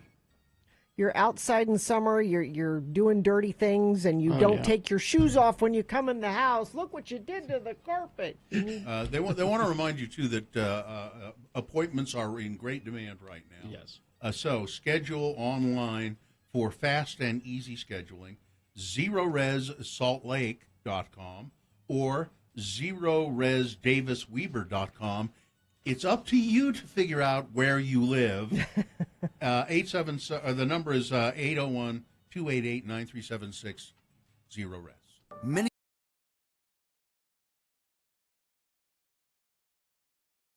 God. Spell it with me now. G-O-D. Like you wouldn't know that already. Anyway, we'll use the word God in a bit of conversation between our two Utah buddies, LeVar and LeGrand. The boys are at Lagoon attending LeGrand Ardun's family reunion. Again, the word is God. Glad you could come to Lagoon for my family reunion, LeVar. Well, it's nice of you to invite me, LeGrand. I don't have no family of my own. Come to think of it, I don't have a last name. The Dunn clan sure is numerous, though. Well, it's fine old polygamous stock, LeVar. Your granddad had more than one wife? 10. That ain't nothing. My actual dad, he had 3 wives, too. Well, how come you never had more than one wife? Well, I tried. Believe me, I tried. I wanted to marry more girls than Midge, but I just couldn't seem to interest none of them. Besides, Midge said she wasn't really for it. Said there wasn't enough man in me to go around, whatever that means. Hey, listen, which ride you want to go on before the kids find us again? Well, let's go on the Sky Ride from the north end of the park so as we can look down to Bountiful. I want to see if I can see the new temple up on the hill there. You can see it for a long ways. I was driving down from Ogden, up there cruising for stuff at the DI. You know, that's a really good DI up there. Anywho, you can see that Bountiful Temple from Cherry Hill on the old highway, but then you lose sight of it when you drop down here by Lagoon. Well, I've actually drove up to it. Drove around that temple and such. And how'd you get there? Just drove down I-15 and then got off at the Bountiful exit and then headed east. Just got off at the main Bountiful exit, huh? Yep. Hey, you know what I need right now? What's that? Need me a slush puppy. It's god awful hot out of here all of a sudden. Sure has. And nothing will cool you off like a slush puppy. They got all the flavors? Yep, they got the blue, the red flavor, the green flavor, and the most cooling flavor of them all. Yeller. Got 'em all, huh? Got 'em all.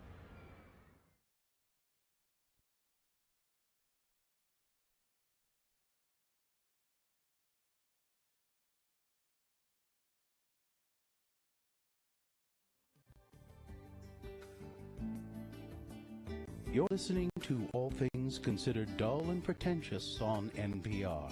I'm your host, the Lyman Pettigrew. You may refer to me as Lyman Pettigrew. Our next program is funded by a grant from the Lyman Pettigrew Foundation. Every Thursday, we like to take a look at children's book reviewer, Mongo. We call it Children's Book Review with Mongo.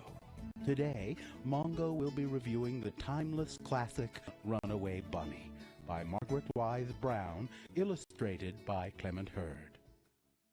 Mongo, Runaway Bunny. Is that all, Mongo? No, much more.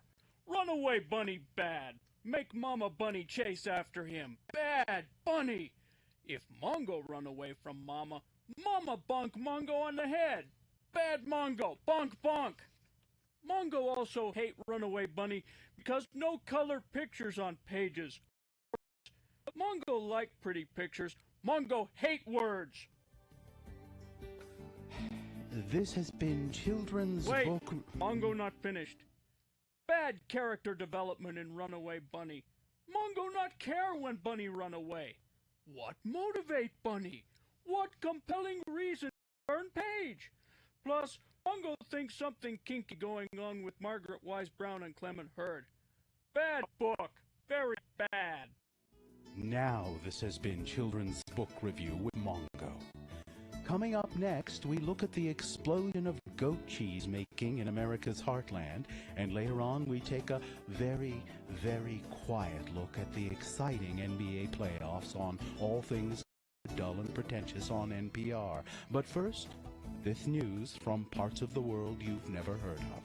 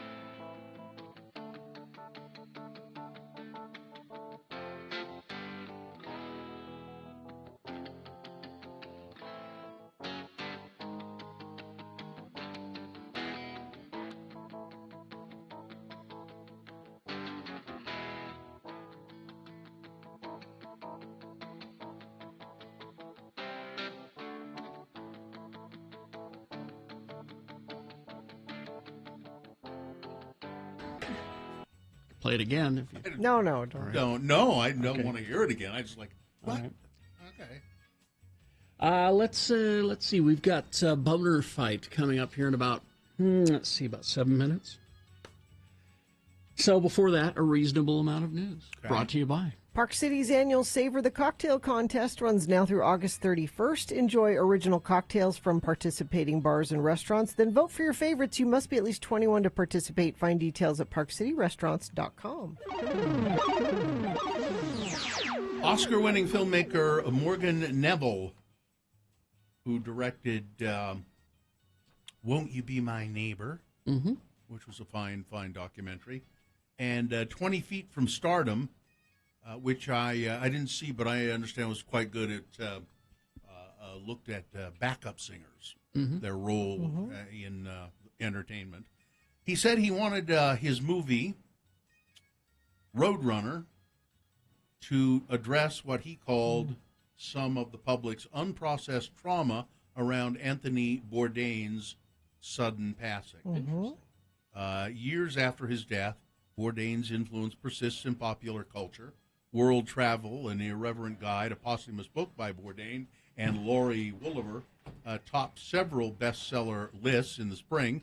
Ms. Woolever's book, Bourdain, the Definitive Oral Biography, arrives September 28th, the same day as In the Weeds, Around the World and Behind the Scenes with Anthony Bourdain, from Bourdain's longtime TV producer and director, Tom Vitale. Do you need... let's see. I'm sorry. That's a line that's not supposed to be. Roadrunner opens in theaters on Friday, and it examines Anthony Bourdain's relationship with his last girlfriend, Italian actress and director Asia Argento. It addresses a tabloid scandal that surfaced days before the chef's death, alleging that Ms. Argento was involved in another romance outside of their relationship. The film has picked up early raves and 100% critic ratings on Rotten Tomatoes. Some reviewers say the documentary comes close to suggesting that a broken love affair played a role in Bourdain's suicide. An IndieWire reviewer called the movie's treatment of alleged troubles with Ms. Argento a queasy passage that comes dangerously close to exploiting the scenario. While a critic for the culture site Collider deemed the film's handling of the subject gross and irresponsible. A reviewer for The Hollywood Reporter asked whether, with time, people will feel Roadrunner placed too much blame on Ms. Argento. Steve Arkenis, Ms. Argento's agent in London, declined to comment. It's all speculation. The only person that knows is Anthony. And we will never know what his thoughts were about that. So I think it's unfair to say. That's why I think you're sort of agreeing with those two critics who said it's really not fair to put all this blame on her when we don't know. What their intimate life was like. Another kind of look into the past and rock music is Robbie Krieger, guitarist for The Doors, is going to release a first-time ever memoir, which was ghost-written, or he wrote it with a professional writer, called Night on Fire. Fire! Living and Dying and Playing Guitar with The Doors, written by Jeff Alius and Robbie Krieger. Through a series of vignettes, Krieger will take readers back to when it all happened. The pawn shop where he bought his first guitar, the jail cell he was tossed into after a teenage drug bust, and his first meeting with Jim Morrison and what his relationship with Jim Morrison was like. And there's Robbie. It was just the three of them. The keyboards, guitar, Jim Morrison.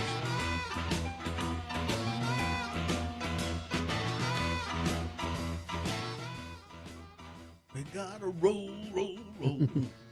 Let's see now. We'll move on to something else. There is a survey that's been done recently. 72% of working Americans surveyed feel that their employers should require proof of vaccination in order to return to work. All for it. In surveying 1,378 Americans on the ideal work environment, the media company Digital Third Coast also found that 43% prefer staggered schedules, 34% would prefer more outdoor spaces for work. Another key finding included 27% prefer a hyper-focus on hygiene, and 19% prefer the use of official vaccine passports for work inside of a building. It was only 5% who, I was among this 5%, who think that we should have a bowl of warm milk every morning when we come to work. A bowl. Not a glass. glass. No, a bowl of warm milk every morning available to us when we come to work. Related to remote work, 43% believe that remote employees should be paid less than those that work in the office. 49% would quit if hybrid work environments weren't an option. 45% would quit if they could not work remotely. So, I don't know what all that means ultimately. I think the main takeaway is 72% believe that employers should require proof of vaccination. So maybe somebody should stand outside the Utah State Legislature and say, hey, do you see this? Yeah, they don't care. Would a gondola save Little Cottonwood Canyon, or would a gondola make it worse? They've got to come up with something. That canyon is a nightmare. There's no question that a gondola running up the entire length of Little Cottonwood would certainly alter the character of the natural area. That's true. And outdoor designation in Salt Lake City's backyard. Many would say that the addition would be for the better, while detractors see an unlikely $500 million gift to the ski industry. Since the birth of Snowbird in the 1970s, aerial transit has been discussed but never seriously considered for people getting up and down the avalanche-prone canyon. Such a project is a distinct possibility now, though, after the Department of Transportation released a draft environmental impact statement last week identifying a gondola among its preferred alternatives for addressing the growing traffic quagmire in the canyon. And, I keep thinking, well, doing a series of buses and shuttle buses and things like that, not allowing cars, but you can only go up on buses, that would certainly alleviate a lot of the problems. But then what if there's an avalanche in the canyon? It happened this last year, remember? People got stuck up there for a couple of days. Yeah. So I don't know what I don't know if widening the road is feasible. No, it's really not. That's not. I wonder what our friends at Snowbird think. We'll have to ask them. I seem to remember they sort of lean toward gondola.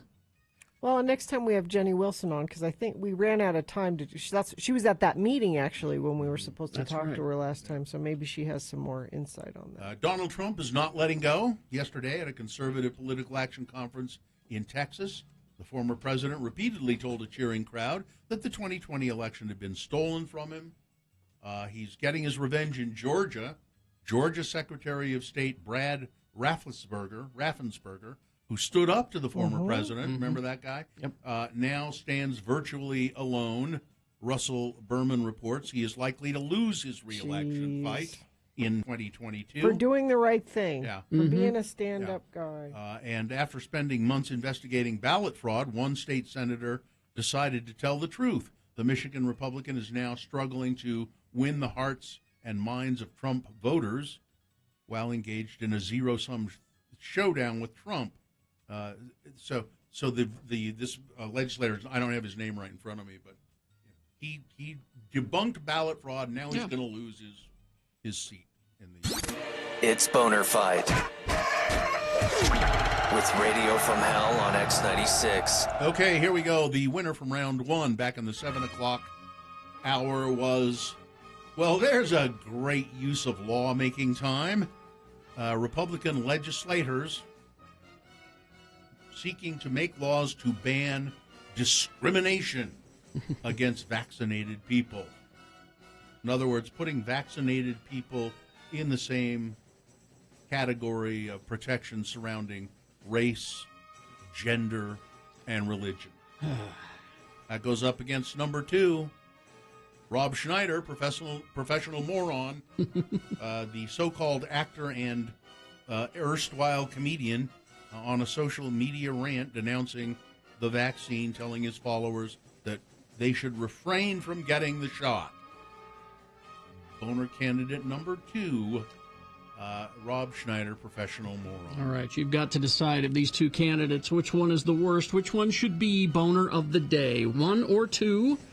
Remember your candidate number, the one that you think should win. Put that single digit in the message of a text, and then text it to 33986.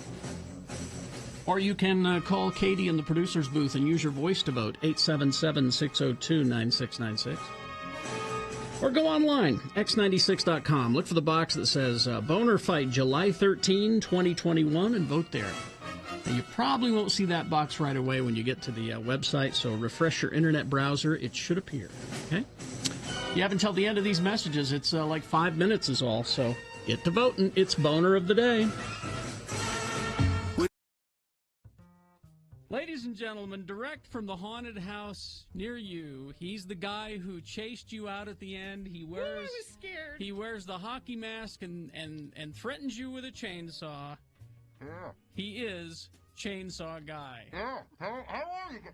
You're the little girl who wet her pants last time, aren't you? You scare me every time, Chainsaw Guy. Chainsaw Guy, it's good to see you. Of course, a lot of people know you as the guy who chases you out at the end of the haunted house with the chainsaw. Happy Halloween, everybody. And you've been very busy. Yes, very busy. This is my big night. But a lot of people don't know that Chainsaw Guy is also a very sensitive man, especially in the ways of love and relationships. Thank you. And I am a licensed sex therapist. Now, sex therapist? When you are, when you're doing your sessions, do you wear the mask? Or do you take it off ever? The mask never comes off. I do change the jumpsuit occasionally.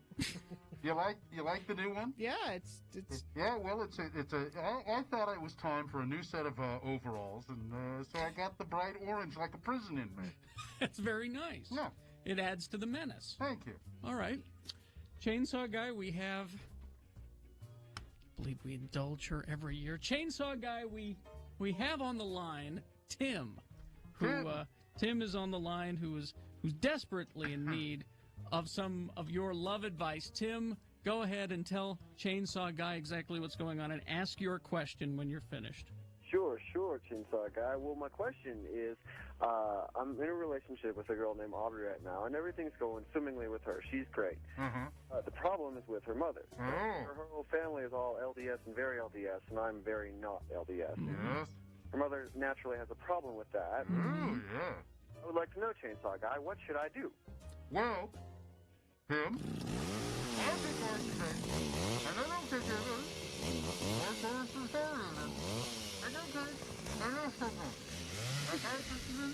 and again, and then mother and daughter, and you take both of their outfits, but you send those brother, for a lot of not necessary, and a carry on talk, and I take the first of those, and I start the next and I end up doing both. So there you go, Tim. Thank you very much. I left out the part where, Chainsaw Guy has his chainsaw with him. It's all a key. It's a pulling. Part of the, it's a pulling. Yes, it is a pulling. Catherine. I don't blame you. Catherine, Chainsaw Guy is here. What is your question? All right. I'm curious because I've been dating this guy a couple weeks. Are you bi-curious? Are you bi-curious is what he's asking? That's what I said. Are you bi-curious? No. I'm just curious because he keeps on saying that he wants to just love me to pieces. Oh. And I just don't know if I should let him do that because it kind of creeps me out. Well. So, Chainsaw Guy, what should Catherine do? Well, Catherine, what I can do is, the first of the Lord, is to get a refrigerated truck, and then you do it in the thing. And then, the second of the Lord, he's 13. Oh, and then get down. And then I kind of down a little bit, and then around, and then he just flies him, and then he went up further, and then he can live more of you in more places. There you go, Catherine. I hope that helped. Are we done, Gina? One more. I'm always up, although I'm very busy. I've got He does have to go and sharpen the chainsaw blade. Just one more. All right. What do you mean? It's not a chainsaw blade. It's a chain, you idiot. Yeah. Brittany. Hello. Hi, Brittany. Chainsaw Guy is here. What is your... tell us about your situation and then ask Chainsaw Guy what to do. And he wants me to tell him what I think of her, and I can't stand her, and I want to tell him how I feel, but I just don't know. Chainsaw Man, what should I do? Well, and I just Catherine and Brittany, what are you going to do? I think I know. And then go first. So you get her girlfriend, and then you're going to hit it. You listen, you really have a girlfriend. So what you're going to do is tell her about it, what you think of that. And then you go home, and then I think there's no going for it. And then, if you think of the order, and then you want to and then I think the power of the end up in a three-way. So there you go. Thank you. Brittany, thank you. No, thank you. Can I go now? I've got a lot of people to scare. Yes, thank you very much. Sure. Chainsaw Guy. Are they performing now? All right, yes. All right. Thank you. Thanks, Chainsaw Guy. It's just amazing he makes time on Halloween. Look at that. He's out the door. Look at that. There he goes. There he goes. Orange jumpsuit, his pulling chainsaw. There he Hockey goes. mask. For another year, gone. I'm glad he got rid of the Husqvarna. Yeah. It's not as scary as a pulling because they're higher pitched. Yeah. I remember when he started, all he could afford was an eager beaver.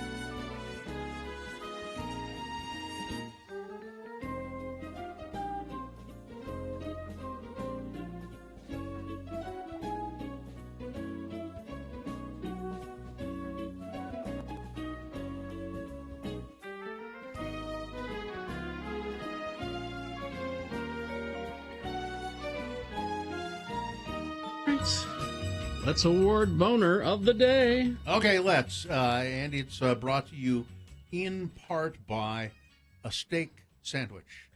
And right now, save up to $150 off select sets of tires with your Big O credit card. Don't forget to take advantage of the Pay Nothing Today financing options. Big O Tires, the team you trust. Boner candidate number one was, well, there's a great use of lawmakers' time. Republicans around the country pushing to ban discrimination against unvaccinated people. Going up against Boner candidate number two, Rob Schneider, professional moron. He went off on a tirade on Twitter telling people to just say no to being vaccinated. It's unproven science. No, it's not. Let's see. So that's number two, and it was very close. But ultimately, the winner by 6 votes, Boner candidate number two, Rob Schneider, professional moron. And, there's your Boner of the Day for today, July 13, 2021. Okay. We must have that audio somewhere around here of us. It's old. It's arguing from with Rob Schneider years about ago. It was way long ago. It was in the old studio. Yeah. Probably, Where we argued with him about vaccines. Vaccines. I don't even remember why it came up. He was just there to. I don't remember He was either. just there because he was in town to do stand-up. He came in the room, and remember he was making himself green tea, like he brought his own little teacup, and Yeah, I so do we kind remember of started talking. And it probably wasn't even green tea. It was probably some other hooky dooky tea. Yeah. He was why are you having that tea? Well, I'm into wellness. I'm in. That's how it. This strengthens my immune response. Yeah, it was something like that. Mm-hmm. So And we went down that road and we went too far. Yeah. They're starting to announce the Emmy nominations. Yeah, I had that. And we probably won't get to the full list till tomorrow. But just give it to Gene Smart. Just give everything to Gene all Smart for Hacks. Not just for Hacks, for Mayor of Easttown and for Watchmen. She Watchmen. should have gotten something for Watchmen. As far Just as I'm give concerned. her. But Carrie, I was going to ask you. Did you see the Mindy Kaling movie Late Night? I did not. Okay. I'm going to ask you if you can watch that, maybe. Okay. Why don't you ask me if I've seen it? Have you seen the movie? I have not. But I don't know why you were just asking Carrie. Well, because it's very similar to Hacks. That's what somebody told me. I almost would like someone to ask Mindy Kaling, do you feel like this idea was stolen from you? It's extremely similar. I mean, Hacks does it much better. So Hacks is about an aging woman comedian and a young writer and stand-up comic, another woman, and they are thrown together, and hilariousness and weirdness ensues. And Late Night is about an aging comedian. Male, female? Emma Thompson. Oh, no, I know the movie you mean. Yeah. I didn't see it, but I know the movie you mean. Yeah, and Mindy Kaling is the young female writer trying to make her show relevant. It's very, very similar in tone and message. And I come to think of it, I might have seen it even on TV. It's an okay. It's not a great movie. It's an okay. Hacks is a much better. Well, then that's why Mindy Kaling has not said anything. Dummying up. You know? Oh, they did it better than me. Yeah. I think I did see it, and it got pretty good reviews. But I remember watching it and going, I was kind of bored by it. It's fine. It's not Hacks, but very, very similar. Anyway. Who else is nominated? I'm just trying to find the list here. Who else is nominated? Adie Bryant. Oh, good. Kaylee Cuoco, Allison Janney, and Tracy Ellis Ross. That's the only one I had was I don't know how many of them I think that's the only thing that's come across so far. But let's see, Jimmy Kimmel is hosting, I think. They're not. They're just they release them a little bit at a time. So that's the only one I see. Well, I will make sure that when I find out when it's on, I'll be doing something else probably. Here we are, outstanding lead actor in a drama series. Sterling, you want to hang on to it? We'll do it after this. All right. Okay. Well, we'll take a break and we'll come back with it. Okay. Stand by.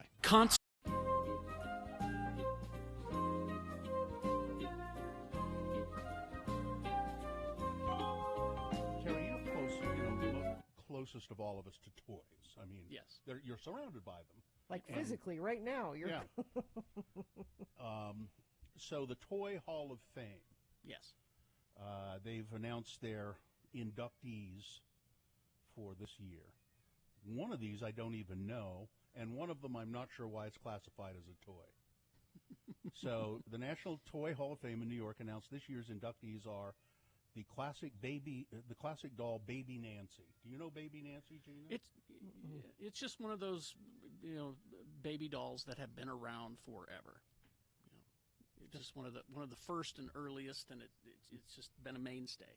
I think the only doll I could really say. Oh, Betsy Wetsy. I remember Baby Betsy Nancy Wetsy. is the reason it's her. She's a black baby doll. Mm-hmm. Oh, that's why that was of note. And then Jenga. Now that's a game. Mm-hmm. So I guess that classifies as a toy. Sure. But then the other one is sidewalk chalk. Now how is that? I don't. It's I mean, you you don't necessarily. I mean, you know what the classification of toy is. It's hard to say. I think it's anything that keeps your kids occupied. Yeah. And that dates back to, hopscotch. Even further. I mean, further caveman times. I mean, that's Ugg one sidewalk chalk. So the toys that didn't, there were 12 finalists. Here are the ones that didn't make the cut. Bingo. Bingo hasn't been in there yet? Not yet. Huh. What? Now, you might know what this is, Gina. Briar horses. I used to collect them. They're my favorite. I love briar horses. They didn't make the cut. Light Bright. Masters of the Universe. Yes. My Little Pony. Risk. There's Master of the Universe right there. Carrie's got it at x96.com/. Oh, He-Man. Skeletor. I'm not in the Hall of Fame yet. Of course, neither's He-Man. Sorry, the game Sorry. Tamagotchi and Yahtzee. Mm-hmm. Oh, Baby Nancy, created in 1968, became the best-selling black doll in Los Angeles by the end of the year. Yeah, briar horses were that's all I wanted for my birthday and Christmas, because they were like Carrie collects his toys. Like the new ones would come out, and there were ones that were hard to find. How many do you have? How many did you have? Oh, I probably had 30 or 40 of them. And where are they now? I don't know. Why?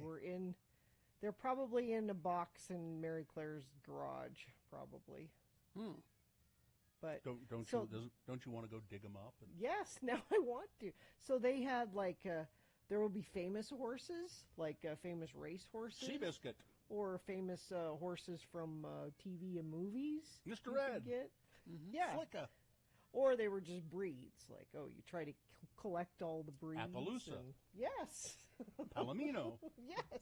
Pinto. I had a whole bookshelf with, I loved them. Now they have wheels, or no, they're so you could drive them around. Well, yeah, but you want to be able to. No, you do, like pretend that they're galloping. Yeah.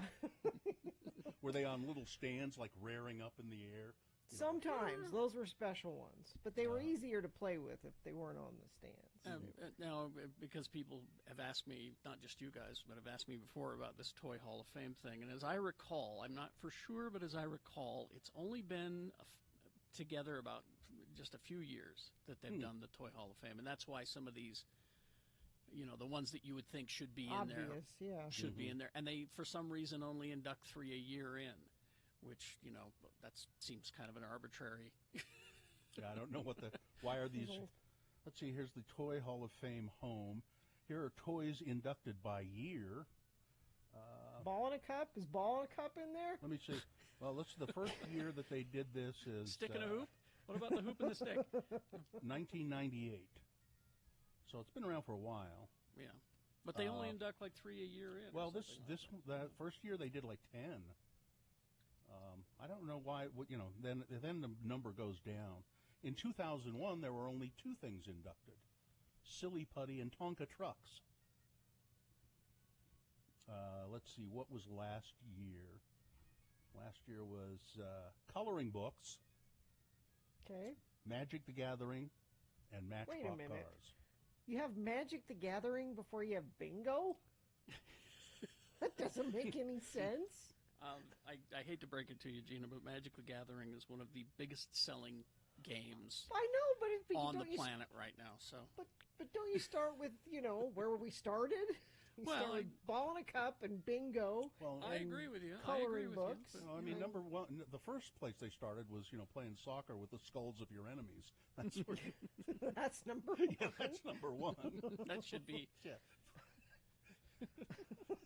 Makes sense. You save Magic the Gathering for several years down the road. Magic the Gathering is similar to playing soccer with the skulls of your enemies, but not exactly the same.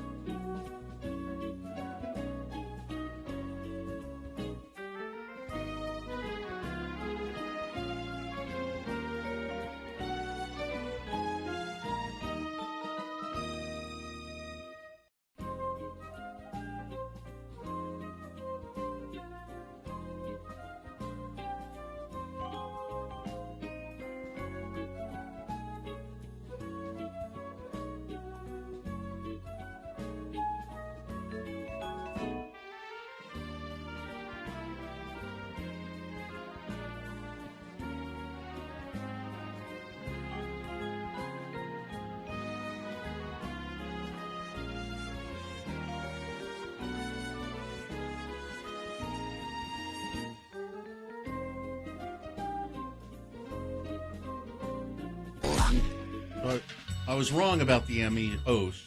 This year's Emmy Awards 2021 will be hosted by Cedric the Entertainer. Okay. The awards will take place on September 19th at 8 p.m. on CBS and Paramount Plus. You can also stream the award ceremony, Emmys.com/. You can stream the nominations that are coming. But some of them are out, right, Gina? Yeah, Best Actor in a Comedy Series, Jason Sudeikis for Ted Lasso. Oh. Anthony Anderson for Blackish. Kenan Thompson for Kenan. William H. Macy for Shameless. Is that a comedy? Yeah, sort of. Yeah. Michael Douglas for The Comiskey Method. I think he gets nominated for Shameless. Yeah. William H. Macy every year. It should be Ted Lasso. Yeah, those I would go with him. Outstanding Drama Series, The Boys. Wow. All right. Bridgerton. The Crown. The Handmaid's Tale. Lovecraft Country. Yes. The Mandalorian. Pose. And This Is Us. That's too many. Yeah, that's a lot of... It should be Lovecraft Country. No, I would go with... what was the first one? The Boys. Yeah, The Boys. Outstanding Lead Actor in a Drama Series, Sterling K. Brown, Josh O'Connor, Jonathan Majors. Wait. I don't know. It doesn't say. Oh. Billy Porter. We know Billy Porter. Pose. Matthew Reese. Yeah. And my personal favorite for naughty reasons, Reggae Jean Page. Best Lead Actress in a Drama Series. Do they not list the projects? No, for some reason, not for these. Uzo Aduba. Olivia. That's analyze. She's an analyst. Olivia Colman. The Crown. Emma Corrin. Don't know. Elizabeth Moss. The Handmaid's Tale. MJ Rodriguez. Don't know. Journey Smollett. For Lovecraft Country. Lovecraft Country. Yep. Let's see. So they release these a little bit at a time. So we'll have a better list tomorrow. I think. But Jean Smart nominated for Best Actress and Best Supporting Actress for 2 different shows. So that's cool. Well, I was a Jean Smart. I know you were. Acolyte from the Designing Women days. I know you were. That's true. I said that is a talented. You're an OG Jean Smart fan. That is a talented, charming woman, and people, whatever. She was the best one on the show. Okay, I had a crush on her. You did. It's okay to admit that. Jean Smart. She's excellent. All right. Let's see. Let's do the promo. Do we have one? Yes. Here we go. Yeah. I start. Wait a minute. Okay. Yeah? Are you okay? I think. Can we go? I don't like this. Yeah. Just have to get used to it. Okay. Go. Okay. Whether you like crawling, walking, or using a rolling chair, join us for more Radio from Hell on Wednesday morning. You know, Things That Must Go is happening at 6:45, and I know you have more things that you want out of your life, so let us help you out. Just email your must-goes to radiofromhell@x96.com, and we will use our powers to help. We have nearly run out of them, so send them in right now. And then at 7:45, Dr. Cobble will join us to answer your COVID and vaccine questions. And yes, he is a real doctor, so call in. Of course, there'll be more than all that on Wednesday's Radio from Hell show on X96. I don't know what else you can say. We don't have to say anything else. Well, I mean, we'll be woke and smug, I'm sure, throughout the entire show as well. It's new for us. We're trying it on for size. We've never been woke and smug before. Yep. Not together. We've been smug many times. Let's see. I think we got all business taken care of, didn't we? Yeah. We good? So. We gave away the tickets because it's the summer of tickets. Mm-hmm. We did that. Talked about Gene Smart. What else do you need on a show? You don't need anything else. All right, fine job, Katie, as always. Live long and prosper, bitches. Don't you know who I am? Ron will be home after he finishes watching the varnish dry. That's when he'll... Ron the carpenter. Yeah, Ron. Wow, that's way. Corey is next.